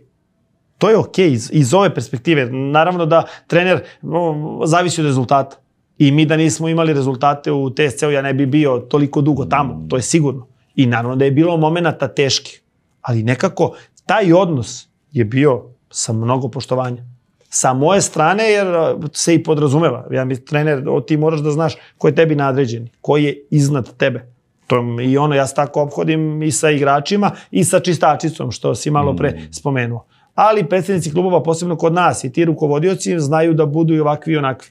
Ja sam sa njima, mislim, odlazak iz TSC-a je bio težak. Zato te i pitam da li si se spremio. Ja sam čitao to, kao nisam se pozdravio, meni su igrači to zamerili. To sam čuo posle. Igrači su mi zamerili s kojima sam proveo tamo i toliko vremena i doveo ih i dosta njih mi je zamerilo što ja nisam došao da se pozdravim. Ja nisam imao onu stvar da dođem i da se pozdravljam sa njima. Stvarno nisam mogao. Ja sam i zato, ja nisam mogao da pričam s Janošem 10 dana. Mi smo se čuli, imali smo taj težak razgovor kad sam ja odlučio da ću otići u Makabi, ali posle toga mi smo komunicirali porukama. I ja sam dolazio u Topolu i rekao sam Pakiju, pod njega sam pozvao i rekao izvini, najbolje se ne viđamo. Da, nisam mogao, to trebalo mi je neko vreme da ja to nosim. Meni je to bila tamo porodica i ostala, mi smo i sada i sve, ali ja s tim igračima nisam mogao da se, jer to bi bila s jedne strane patetika, za mene je to patetika, sa neke strane, a sa druge strane uopšte nam nije trebalo to. Ostalo je nešto dobro, pozitivno, vedro, nije mi trebalo to da izlaze te sve emocije koje bi bile u tom trenutku od mene, možda nikog od njih ne, ali ja sam njih, posebno, posle 2,5 godine, mislim, to se isto desilo i u Metalcu i eto da znaju i igrači, ekskluzivno za tvoj kanal, mada i znaju dosta njih, ja sam s njima u kontaktu, da se svima njima zahvalio, svakome pojedinačno nešto napisao i tako dalje, ali suštinski nisam imao onu stvar, nisam imao hrabrost da izađem pred njih i da se svakim od njih pozdravljam, jer bi to bilo, i znam sebe, mislim, to i u metalcu isto nisam uradio i to je zato što ih previše se vezuje. Previše se vezujem za ljude, znaš, i onda je to onako, a opet ovo je nešto što je bilo profesionalna odluka, razumeš, profesionalna odluka koja je bila vezana pre svega za ambiciju. Znači, pre svega za ja sam tražio od Janoša da to razume od mene, jer ja sam odlučio da odem u Makabi pre svega zbog ambicije. Uvek neko može da kaže da je to zbog novca ili zbog ne znam čega, ali to je bila ambicija da imam priliku da se borim za titulu. To je rekao sam ti da mi je jedan od ciljeva da imam više titula nego što imam kao amaterski teniser. I ovde nemam tu priliku, nisam imao tu priliku.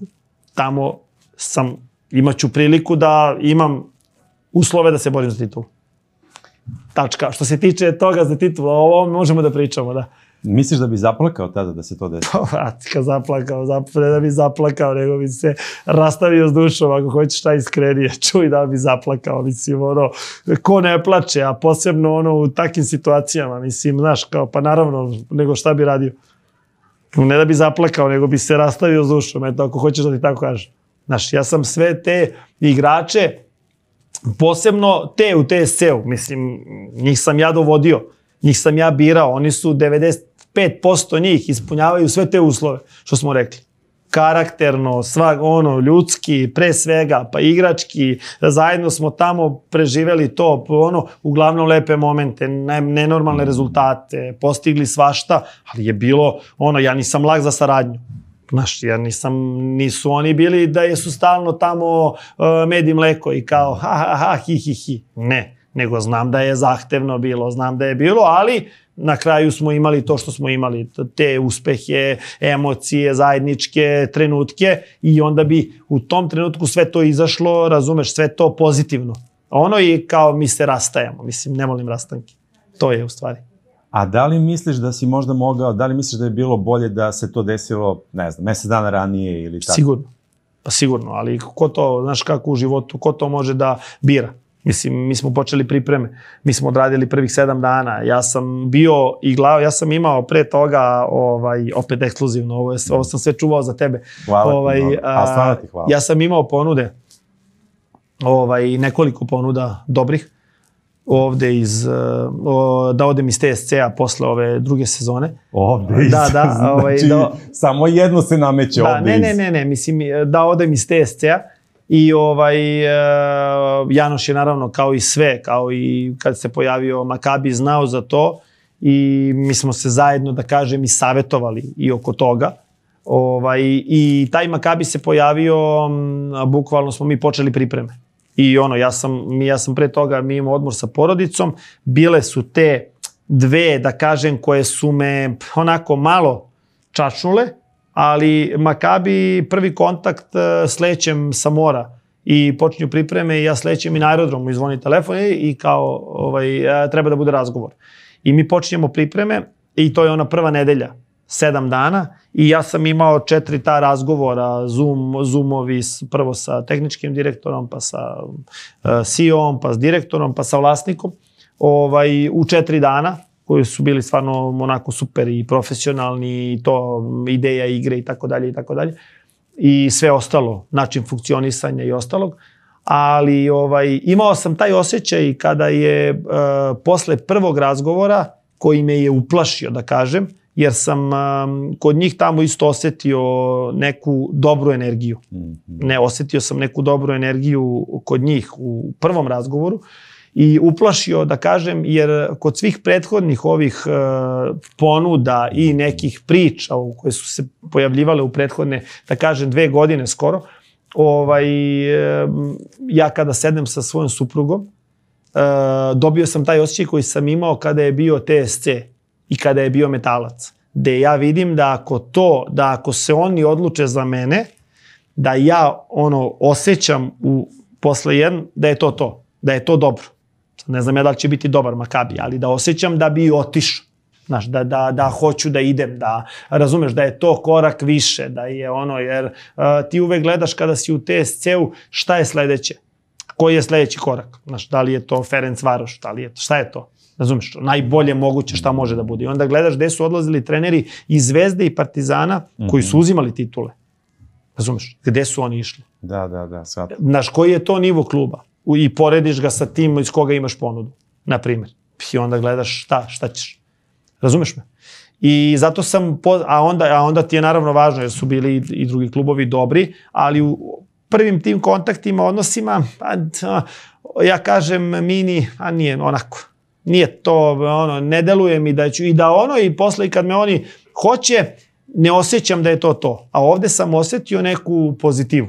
I zato me to i uplašilo. I onda uplašilo u smislu jer treba da saopštim ljudima iz TSC-a da idem. Nego što je bilo, meni je to bilo najteže od svega, razumeš? Jer posebno zato što, a onda s druge strane rezon zašto da je bio, pa okej, ali ima 4 nedelje do prvenstva. Znaš, nije sad kao da tim je napravljen. Znači, tu dođe trener, super je, zato što tim je napravljen, tu su igrači, oni su me stvarno to, doveli smo zajedno, ja sam, naravno, tu su Janoš, tu Ivan Kepčija, koji je kao savjetnik kluba, koji je isto fenomenalan, malo pre ga nisam spomenuo, super saradnja. I mi smo napravili tim zajedno, ja koji poznajem sve igrače, mogu da stanem oni koji su sad već tu, Paki i Ivan koji i Janoš koji je sve to podržao, i sad ima 4 nedelje. Ja imam u Makabiju manje od toga. I tima nema, i ima 5 reprezentativaca koji su na olimpijadi, kojih nema prve 3 nedelje, nema ih za tu, mnogo teža, da kažem, mnogo teža situacija za mene nego za TSC u tom trenutku. Ali okej, emocije su nešto što ne mogu da se izmere i da se prepričaju sada zbog čega sam se ja tako osjećao i kako je to izgledalo i tako dalje i tako dalje. Uglavnom, ajde da više o tome ne patetišem, na kraju je sve okej. Mislim, mi smo se, i Janoš je naravno, on je čovek koji je na kraju razumeo me i prva reakcija je bila jako teška i za njega i za mene i za sve nas, ali posle toga mislim da me je razumeo. I izvučeš TSC. Da, to je tek. Da. Kako si reagovao kad si vidio? Pa ne, nisam mogu da verujem. Stvarno. Mislim, to je bilo za mene, ali ajde, to, kao što sam već i rekao, život to namesti tako. To je bilo neverovatno. Ali kada su napravili te podšešire, meni je javio čovek iz kluba iz Makabija, da kao jedan od, 6 ili 5 klubova je kao TSC. I ja sam onda tada već rekao, TSC će biti, mogu da sad, ja sam dao čak izjavu, imao sam konferenciju pred neku utakmicu i ja sam rekao kao život on namešta tako, kao verujem da će biti TSC i posle sat vremena je bilo izvlačenje i bio je TSC. Nemoj mi zameriti na ovom pitanju sledećem. Ništa tebi, ja ne mogu da zamerim. Ajde, pucaj. Vidiš da sam otvorio, dobra ti ova kafa. Da, kafa. Ja sam se otvorio, da. Ovo ti je dobra taktika, da daš kafu ljudima. Slušaj, Igor je pomogao. Igor je taktika vrhunska. Ja sam dozu. Slušaj, da, učit ću iz ovoga. Da. Da li si pregovarao sa još nekim klubom, domaćim klubom?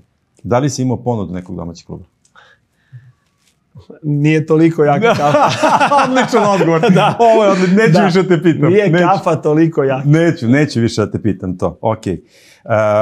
Hteo sam da ti kažem da pomenuo si neke od utakmica koje su bile prelomne. Meni je posebno interesantna bila utakmica TSC Vojvodina, poslednje kolo prvenstva, gde vi pobedom idete... Da. Pobedom ste 4, je li tako? Da, pobedom smo 4 i obezbeđujemo Evropu. Da. I vi tu utakmicu gubite. Da. Međutim, u klubu ništa. Okej, izgubili, idemo dalje. Da. Meni je to bila, kako ti kažem, bilo mi je, zrelo mi je bilo, nekako mi je bilo, moram ti kažem da mi je bilo drago da se nešto tako desilo. Ja sam bio iznenađen. Vojvodina nije bilo u toj trenutku u formi. Vi ste bili u formi, vi ste bili odlični. Vojvodina je bila u te sezone jako loša i pritom, raspali su se. Ali su odigrali vrhunsku utakmicu. Vrhunsku utakmicu. Znaš šta, često se to spominje, znaš, i to je ono što ja kažem, svako daje sebi za pravo. Znaš, ti kod treneri kažu, oni su ispoštovali. Treneri, sad oni nemaju, niko ne zna, kao da ja pričam, ne znam, za nekog trenera i upravu iz Niša, na primjer. I oni kao, naravno da je to govori kakav je to klub. I u prilog svemu ovome što sam ja rekao za Janoša, Pakija, Ivana, sve njih.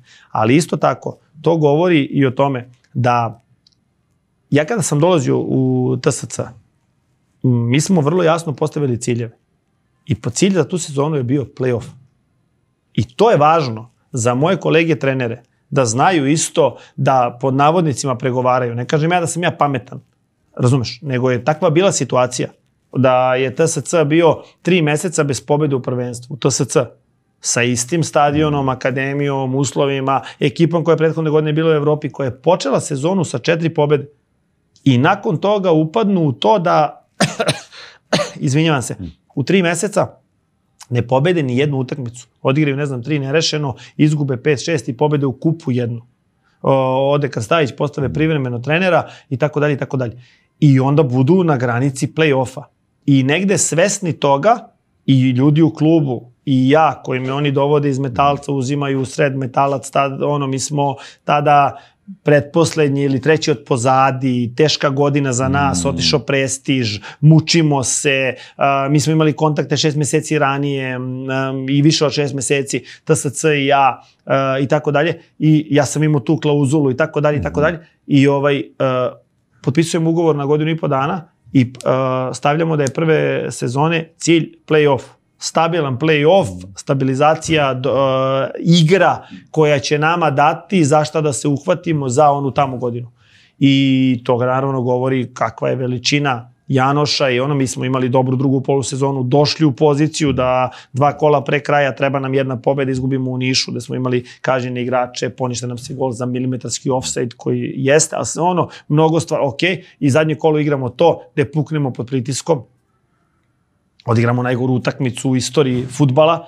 I ja sam i tada rekao, i pored toga svega, i stojim iza toga, jedini klub koji gubi tu utakmicu u zadnjem kolu, koja mu treba za ovo, a ovima ne treba ništa, je TSC. Jedini klub u Srbiji, potpisujem to, razumeš me? Zato što igra i ako pobedi, ako izgubi, i to je to, i to je fenomenalno. I mi posle toga zaista nismo ni pričali o tome, mi smo imali sutradan sastanak gde smo postavili cilj da budemo drugi na kraju sezone. Verovo ili ne? Da budemo drugi. Negde smo imali u malom mozgu, ali to je bio cilj koji naravno nismo izašli i rekli mi ćemo biti drugi sledeće sezone. To je bio između nas trojice. U smislu, negde smo očekivali da Partizan posle sezone sa Stanojem 98 bodova i neuzete titule, a onda sada Evrope, promene trenera, teško da će da drži taj nivo sa Zvezdom, jer Zvezda oni imaju taj nivo koji ne pada koliko već godina i teško da će Partizan, pretpostavljali smo. A mi bez Evrope, Čuka koja će imati Evropu, kako se zove, Niš koji će imati Evropu, znači ti neki naši konkurenti i okej, Vojvodina će biti dobra ko što je svake godine i mi kao, ajde da probamo da budemo drugi. Skromno, nismo mi sad to pa kao dovodimo ne znam koji igrače, nego na bazi nekog dobrog ambijenta i dobrog rada. I pojačanja koja su došla iz Lučana, slobodni igrači, Buća i Cvele, Stojić iz Metalca koji je ispao, kluba koji je primio najviše golova u ligi, u drugoj polusezoni 1 milijardu, došao Stojić koji je postao posle toga šta je postao, Ratkov koji je tada neafirmisan i tako dalje, Veljko koji staje na gol, kako staje Veljko Ilić u prvom kolu i postaje mladi reštativac. Veljko bio u autu da ide na pozemicu. Da, bio 4. golman, tokom priprema i svega. I to je priča, dobra. I mi na kraju budemo drugi. I to govori, i imamo isto tu utakmicu s Vojvodinom da nam treba nerešeno. I bude nerešeno.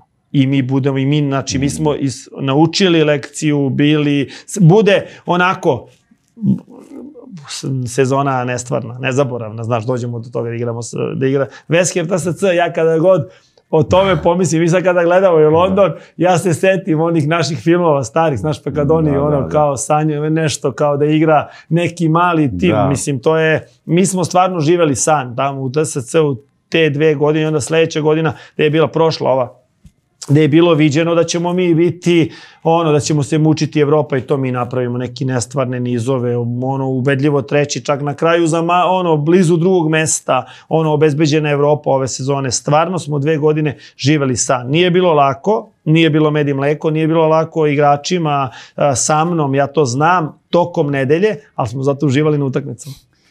Da, kad ste poveli u Londonu? Da, nisam se radovao. Pomislio sam prerano. Da. Pa da, zato što su oni negde, kao kad smo mi kao stručni štab, kao da ga damo što kasnije. Da oni nemaju da uđu malo u frku i da nemaju vremena. Znači, ipak je ostalo bilo pola sata, a negde kao, sad će tek biti, jer mislim, oni su, ali smo se dobro držali. I primili smo te golove, kako smo primili, nekako smo se dobro držali. Nije bilo u toj meri da su, primili smo gol iz tog prekida, mislim da su oni stvarno mnogo jaki, primili smo gol iz te polutranzicije, iako imali rezultat i tako. Nije bilo previše šansi da kažeš sad milijardu šansi kao mi imali ne znam koliko sreće, nego smo bili onako dosta dobri. Gledaj, znam da imaš, hoću još 15 minuta da pričamo. Koliko god želiš. Zato što došao si, porodica, prijatelji, ne zameri, molim te, našao si vremena, obećao si mi i ispunio si obećanje i tako dalje. Hteo sam da te pitam, da li misliš da je situacija kad si preuzeo Partizan bio kao prelazno jedno rešenje, da li misliš da je bila prerano za tebi, da li si mnogo emocija uneo? Ma da, sigurno. Pa mislim, nisam ja preuzeo tada, mislim i preuzeo sam na 2 utakmice, što je bilo realno, ali kažem ti, ništa ne bih promenio ni u čemu, jer, znaš, ja sam, uopšte nisam bio spreman tada da vodim Partizan. Nije realno bilo. Znaš, i to vidim iz ove perspektive, tada sam želeo i mislio sam samo da bude, ali nije realno. Kao što mislim da je dobro, što tada kada sam imao posle prvih 6 meseci u Metalcu koji su bili izvanredni, i imao sam kontakt sa predsjednikom TSC-a Janošem Žemberijem i on me je zvao, ja sam rekao to je san, sutra bih došao, ali ja ne mogu da izađem i da tražim od gospodina Vukadinovića i od gospodina Leontijevića da kao hoću da idem. Mislim, jer sam imao tu zahvalnost, 7 meseci nisam radio, pre toga to Partizan, 5 godina i to, i oni mene zovu da vodim klub u Superligi po prvi put. I ja nisam mogao da njima dođem i kažem, hoću da idem. Nekako nisam to osjećao. Nije bio trenutak. Ja sam rekao, ako se vi dogovorite sa predsjednikom Metalca, ja hoću, kako ne mogu ja da odbijem TSC. I Janoš je razumeo negde i tu celu situaciju i mislim da me zato i zvao ponovo posle toga. I da je onda rekao, kao, ok, imamo i druga rešenja, kao, cepaj tamo, prati, pa, ako se namesti u budućnosti, to je to. Hteo bih samo kratko, imam još nekoliko pitanja, hteo bih samo kratko da pomenemo, ne moraš ti da pričaš... U stvari nisu problem tvoje pitanje, nego moji dugački odgovori. Nije, naprotiv. Ajde, kratko ću. Sad ću da ne, može. Ne, znaš zašto ću ti reći da je bitno za tebe? Nije bitno uopšte šta ja pitam, nego zato što ljudi slušaju, znam da slušaju treneri. To znam, na primjer, ti si gledao nekoliko podcasta gde si gledao iz svog ugla, nisi gledao kao gledalac, nego si gledao, čak mogu da kažem, iz profesionalnog ugla. Kako ne, pa šta, Marko kada ti je došao, uživao si. I od njega može da se nauči u svakom, da. Tako da, zbog toga, tamo sam htio da pomenemo koliki je značaj Zoltana Saba, pokojnog na TSC. Mislim da taj čovek je veliki gubitak što nije za naš fudbal i pozdrav za njegovu porodicu. On je stvarno i bivši igrač Partizana i tako dalje i stvarno to je veliki, veliki gubitak. Slušaj, on je ostavio zaleđe i on, Janoš i Paki su iz detinjstva, da kažemo, i znaju se toliko dugo i oni su postavili klub zajedno. Mislim, pokojni Zolika je bio tamo toliko godina, uvodio ih iz ranga u rang, imao je svoj način, svoj stil, svoju specifičnost, sve što im je on tamo doneo u korelaciji sa njima dvojicom, to je TSC. I to će tako i ostati. Nažalost, njegovi porodici to ništa ne znači sada i oni su ostali bez njega, ali onako, kako se kaže, imao se jašta i roditi. Zbog porodice i zbog toga na kakvim je osnovama postavljen TSC. Nekoliko pitanja su postavili gledaoci, to jest pratioci, pa ću samo da te pitam kratko s tim u vezi, molim te. Može. Igor mi je poslao, evo ga ovako. Rekao si da ti je bilo, kako ti je bilo u Metalcu na početku karijere sa gospodinom Vukadinovićem, igrači su bili veoma mladi koji je imao u Metalcu. Jel možeš još možda u rečenici ili dve da kažeš to iskustvo u Metalcu i koliko je bio značajan ta saradnja sa gospodinom Leontijevićem s kojim i danas sarađuješ i Vukadinovićem. Taj klub je mnogo bitan za srpski fudbal. Mnogo bitan, mislim, meni je to bilo, znaš kako, ja često govorim to je za mlade igrače i za mlade trenere. Ti nekad ni ne znaš u što ulaziš. Ja sam tad na bazi ambicije došao kod njih koji su ušli iz druge lige i negde oni, posle su mi tek priznali, oni nisu ti kao misle treba mnogo novih igrača da se menjaju i tako dalje. Ja sam srećom znao dosta tih igrača, ne znam, kao što je Maksa, Pavla Lukin i to, imao sam ih u Partizanu dole kroz mlađe kategorije i ja sam došao tamo s ambicijom, a to je to, mi možemo, to super je sve, i ne treba nam puno igrača i tako dalje. I mi smo to vozili nakon toga. Mnogo je važan nekad je ta mladost sputavajuća kao neiskustvo. Moj stav je, to je možda, pošto kažeš za trenere i o tome, moj stav je da u trenerskom poslu iskustvo nije toliko važno, kako god zvučalo, jer nijedna situacija nije ista. I nekada te ta loša iskustva mnogo više oblikuju nego dobra, da ti postaneš uplašeniji ili nedovoljno hrabar ili manje hrabar nego što si bio na početku. Da treba da se trudimo kao ljudi svakog dana, ali kao treneri posebno, i meni je to i stajalo tamo kao neko pravilo u TSC-u posebno, koji je fenomenalan klub, pa se toga držim i danas, pa je to bilo i u Metalcu. Svaki dan kad dođeš, kao da si sad kročio i preuzimaš i prvi dan si tamo.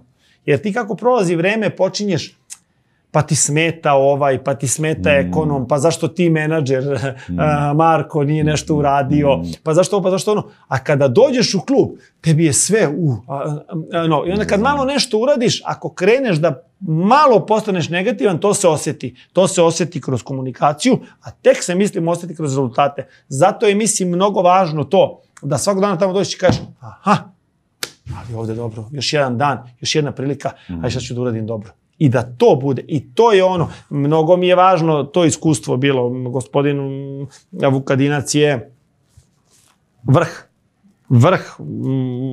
toliko iz njega za rukovodioce mnogo važnije iskustvo nego za trenera.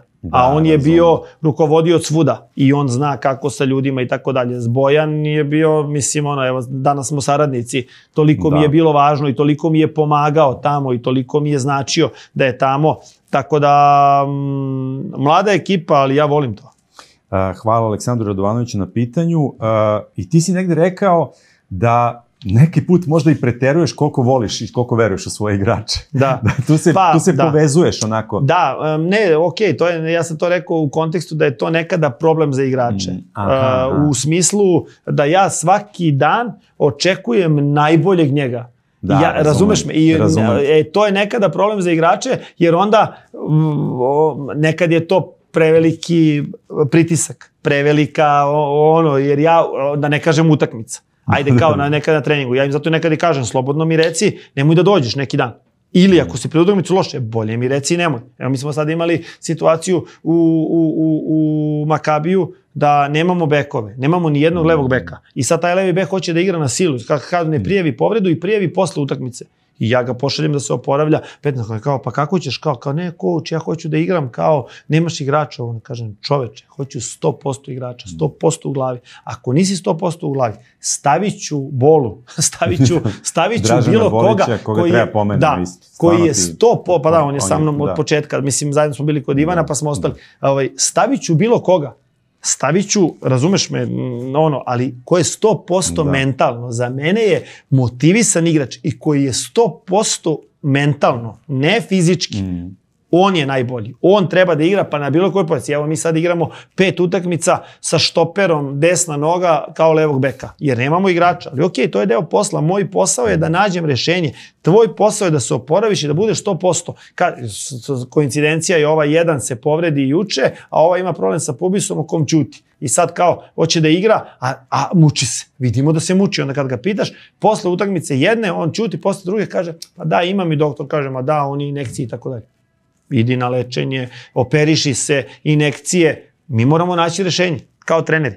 I to je to. I moj staf je tu fenomenalan, da ih sve spomenemo. Bojan Leontijević, Dražen Bolić koji je od početka i Dobrivoje Mutavđić koji nam je posebno za to ofanzivni deo igre, mastermind i tu on nas stalno unapređuje i sada je sa nama i Dragan Bajić, trener golmana koji je prvi put sa nama i koji stvarno isto ima svoju ulogu sad u Makabiju.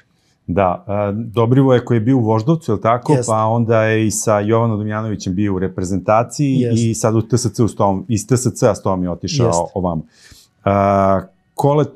Kole, da li misliš da je regionalna liga, ako bude uopšte mogućnosti, ako postoji, da li da je dobra ili ne?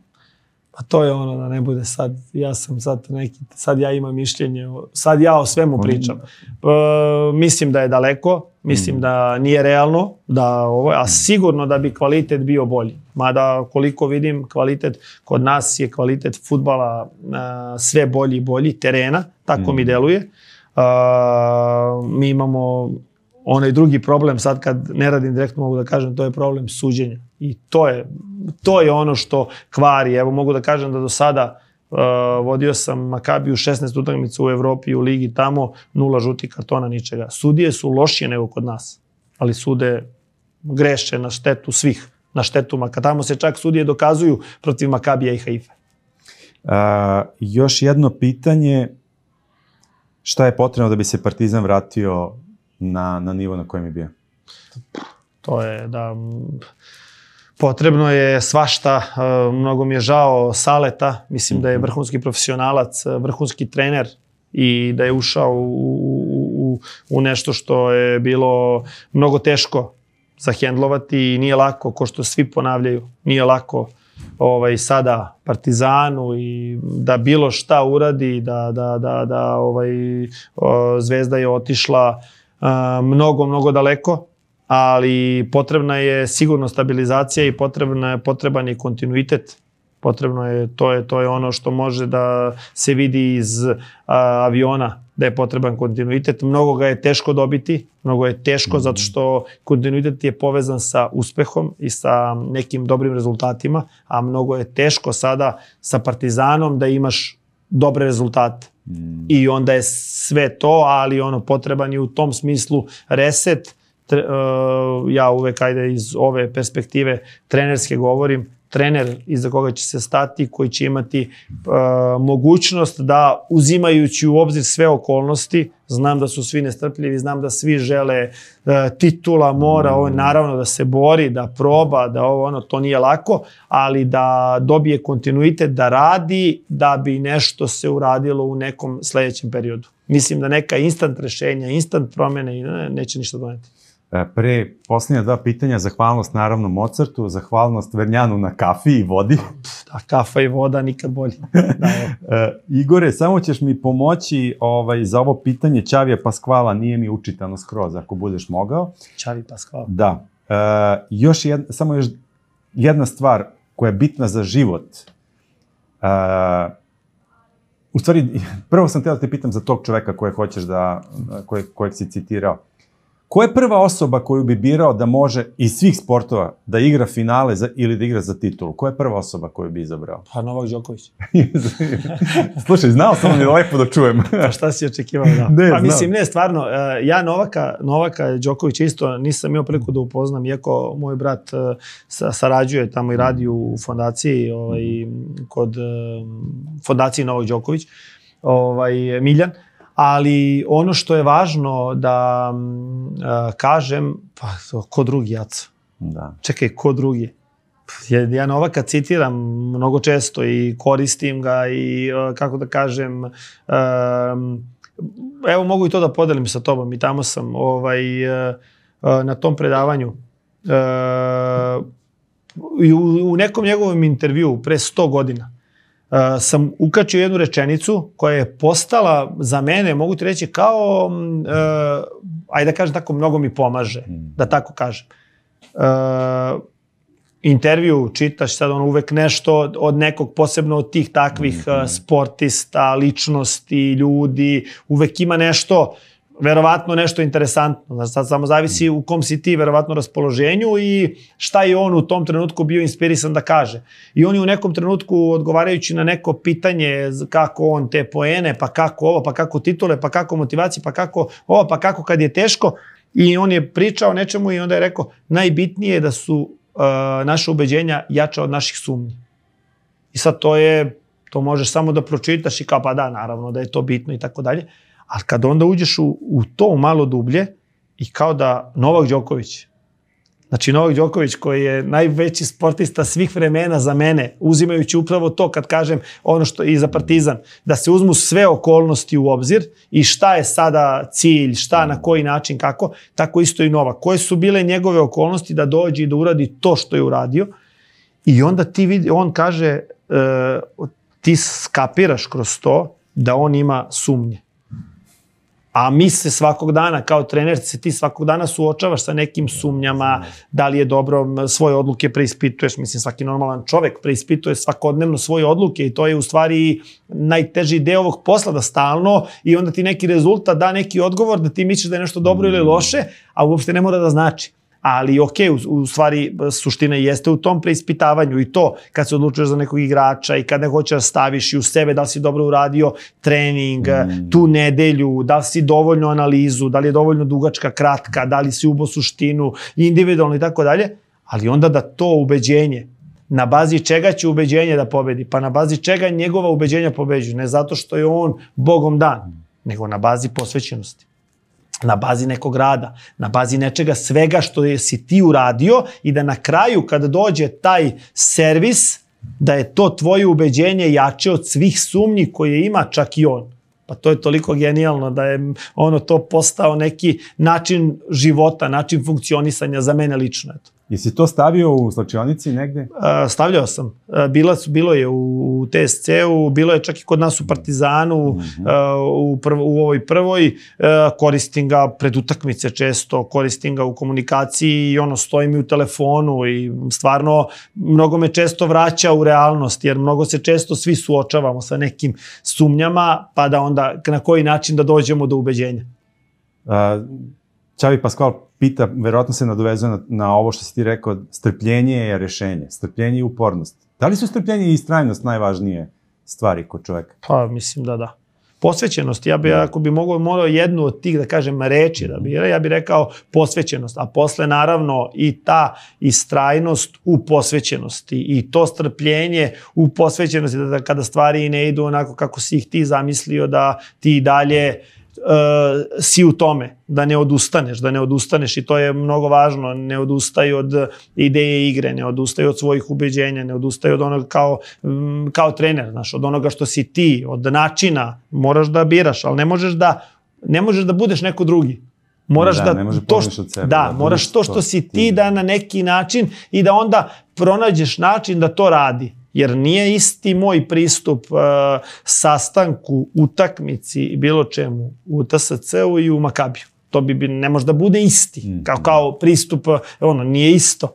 Potpuno je drugačije okruženje, drugačiji mentalitet, drugačiji ljudi, drugačije sve. I naravno, mi se još uvek tamo uhodavamo, grešimo, tražimo načine, pronalazimo ili ne pronalazimo i tako dalje. Zato je mnogo teško, zato je važna ta posvećenost. Jer nije sad ovo radi, sad ću ovako. Koliko spavaš? Malo. Pa vidi se valjda, da. Vidi se po rezultatima. Da, pa moguće, ali vidi se i po podošnjacima. Baš malo spavam, ali to mi nije da se žalim, zato što nikada nisam puno ni spavao, a sad spavam baš malo, tako da, ali okej, to je u opisu posla. Samo kratko za Xavija Pascuala, brojčano stručnih štabova kod nas i u Evropi, na primjer, možda uporediš, on je rekao, pitao je baš za West Ham, koliko ljudi u stručnom štabu ima u West Hamu, a koliko je bilo u TSC-u? Pa ima više, ali ne mogu da kažem da je malo u TSC-u ili da, što se tiče samih trenera, mislim da čak u Makabiju i u TSC-u je slično. U Makabiju je mnogo više, na primjer ima 7 asera, 3 doktora i mnogo se više na tome, na toj oporavku i tako dalje. Mi u TSC-u smo imali, da se našalim, dvojicu i dali, to je kao da je jedan bio, razumjet će oni zbog čega to govorim, ako budu gledali, ali to je bila razlika. Na primjer, Braga je, ajde, to sa njima sam najviše sam sa tim njihovim trenerom tada razgovarao i to što nam je ostalo najupečatljivije, oni su imali 5 analitičara koji prate u live-u i koji svaki prati određenu fazu igre. I onda tamo šalje, javlja ovome na klupi koji govori treneru, ne znam, da je nešto što mi stvarno s klupe nekad ti ne možeš da vidiš. Sada mi praktikujemo da naši treneri, dvojica, jedan je gore, drugi je na klupi, gleda u toj kameri i onda isto tako vadimo segmente, pokazujemo, daje informacije i na tom nivou ih prenosimo. Znaš, da pokušavamo da kažemo. Sad je to malo teže kad mi igramo kući, 30.000 ljudi je stalno, ne čuje se na minut, pa onda čekaš neku pauzu ili kažeš nekome da kaže ili daš neku, ali zato sam možda i mirniji, zato što se tamo ništa ne čuje. Prepušten si šta god da se dešava, da. 2 pitanja još. Jedno, šta imaš da poručiš Jovanu Damjanoviću? Da. Ja sam zapravo njega upoznao preko tebe. Da. Pa dobro, mislim, i oca i ja smo kumovi, ja sam njega, to ne mora ni da bude tajna, venčao pre mnogo godina, ali zajedno smo igrali i stvarno smo prijatelji i kumovi, naravno. Šta mogu da mu poručim? Poručujem mu stalno, mislim, u kontaktu smo stalno, ali ne treba to vezivati, on ima svoj put i on je isto gradi svoj put trenerski, onako studiozno, mislim dobro, ima svoju priliku sada koja je fenomenalna i želim mu svu sreću i tu sam da mu pomognem za šta god misli da ja mogu da mu pomognem tamo i on je onako jedan od trenera tih, da kažem, nas mlađih, ako mogu tako da kažem, koji ja stvarno mnogo poštujem i od svakog od njih stalno nešto gledam i da ukačim i mogu da kažem da je to i Marko Savić i Marko Mitrović koji je bio kod tebe. Mogu da kažem da je Ilija Stolica isto izvanredan, neviđen trener koji je prvi ovde od nas sve na neki način sa Voždovcem ohrabrio da nešto krenemo da radimo. Tako da ima puno. Ajde, evo, na primjer, ja Nikolu Drinčića ne poznajem lično, ali imao sam prilike da gledam nekoliko utakmica, ne nekoliko, nego u stvari me to zaintrigiralo, pa sam posle zato i gledao nekoliko utakmica Radničkog iz Niša, jer smo, prva utakmica moja u Makabiju je bila protiv Petah Tikve, Super kup, a oni su igrali sa njima na pripremama u Bugarskoj.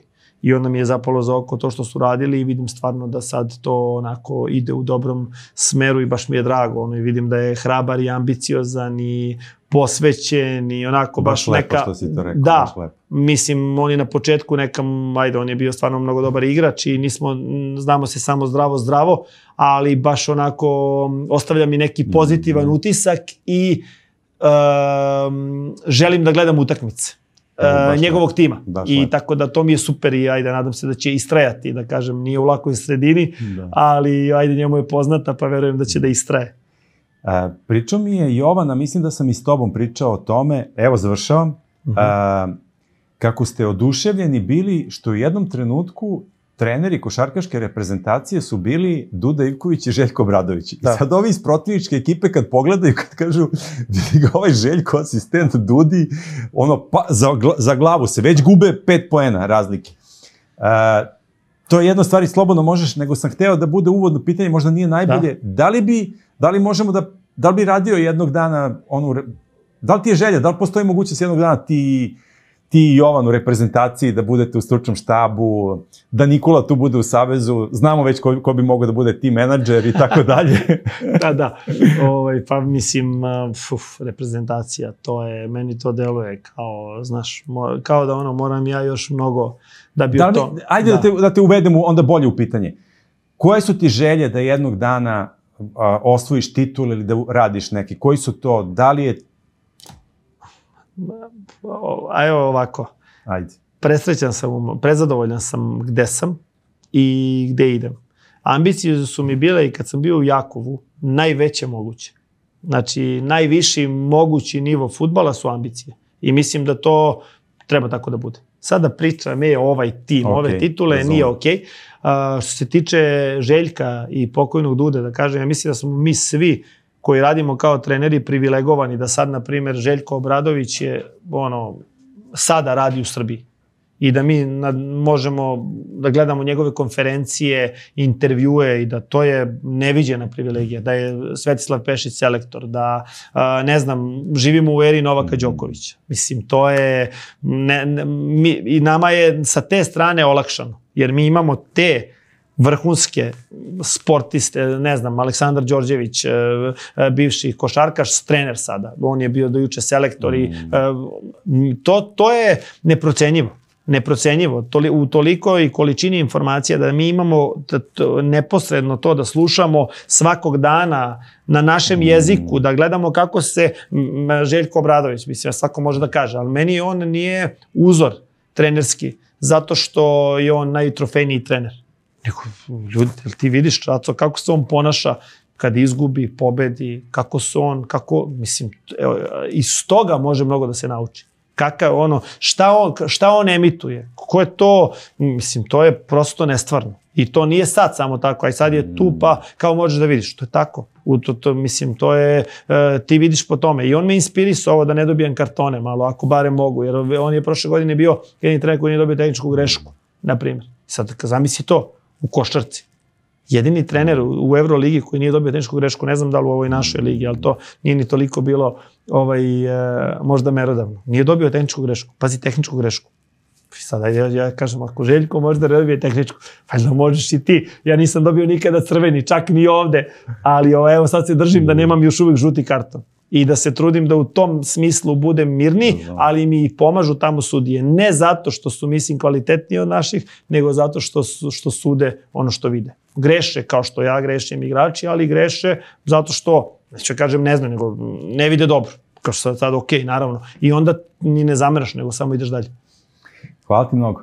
Želim ti da ostvariš te svoje najveće ambicije, zato što je to dobro za sve nas, iskreno. Zato što je to dobro i za moj posao, i za zemlju, i za ljude, i sveta fudbala, i želim ti, eto, sve najbolje. Hvala puno, Aco, uživao sam u ovom prelepom okruženju, u ovoj kafi posebno i ajde, nadam se da ću da nastavim da dobro radim i da ću zaslužiti pa ponovo da imamo, da pričamo o nekim drugim temama za određeni neki period. Bilo bi mi veliko zadovoljstvo i to bi značilo da smo uspešni ti i ja i to bi baš voleo. A naravno da ostajemo prijatelji, to je mnogo bitna stvar. To se ne dovodi u pitanje, verujem, ni posle ovog razgovora. Hvala ti mnogo, bilo je zadovoljstvo stvarno i želim ti mnogo sreće, mira, eto, uspeha, pozdravi tvoje i eto, nadam se da se vidimo opet. Morat ćeš da se iskupiš mini za ovo što sam ovde proveo 2 sata. 2 sata. Hvala. Izvini, molim te. Hvala mnogo, Mina, oprosti. Hvala mnogo, ne zamerite što neka pitanja nisam postavio, nisam stigao. Hvala onima koji su postavili pitanja. Obećanje za kraj, obećao sam vam, evo, prva 2 koja postave, koja stave da žele nagradu neku na komentarima, dobijaju neku nagradicu i izabraću nešto ovde što je ostalo. Hvala mnogo, samo ostavite svoje ime i vidimo se. Pozdrav, hvala vam.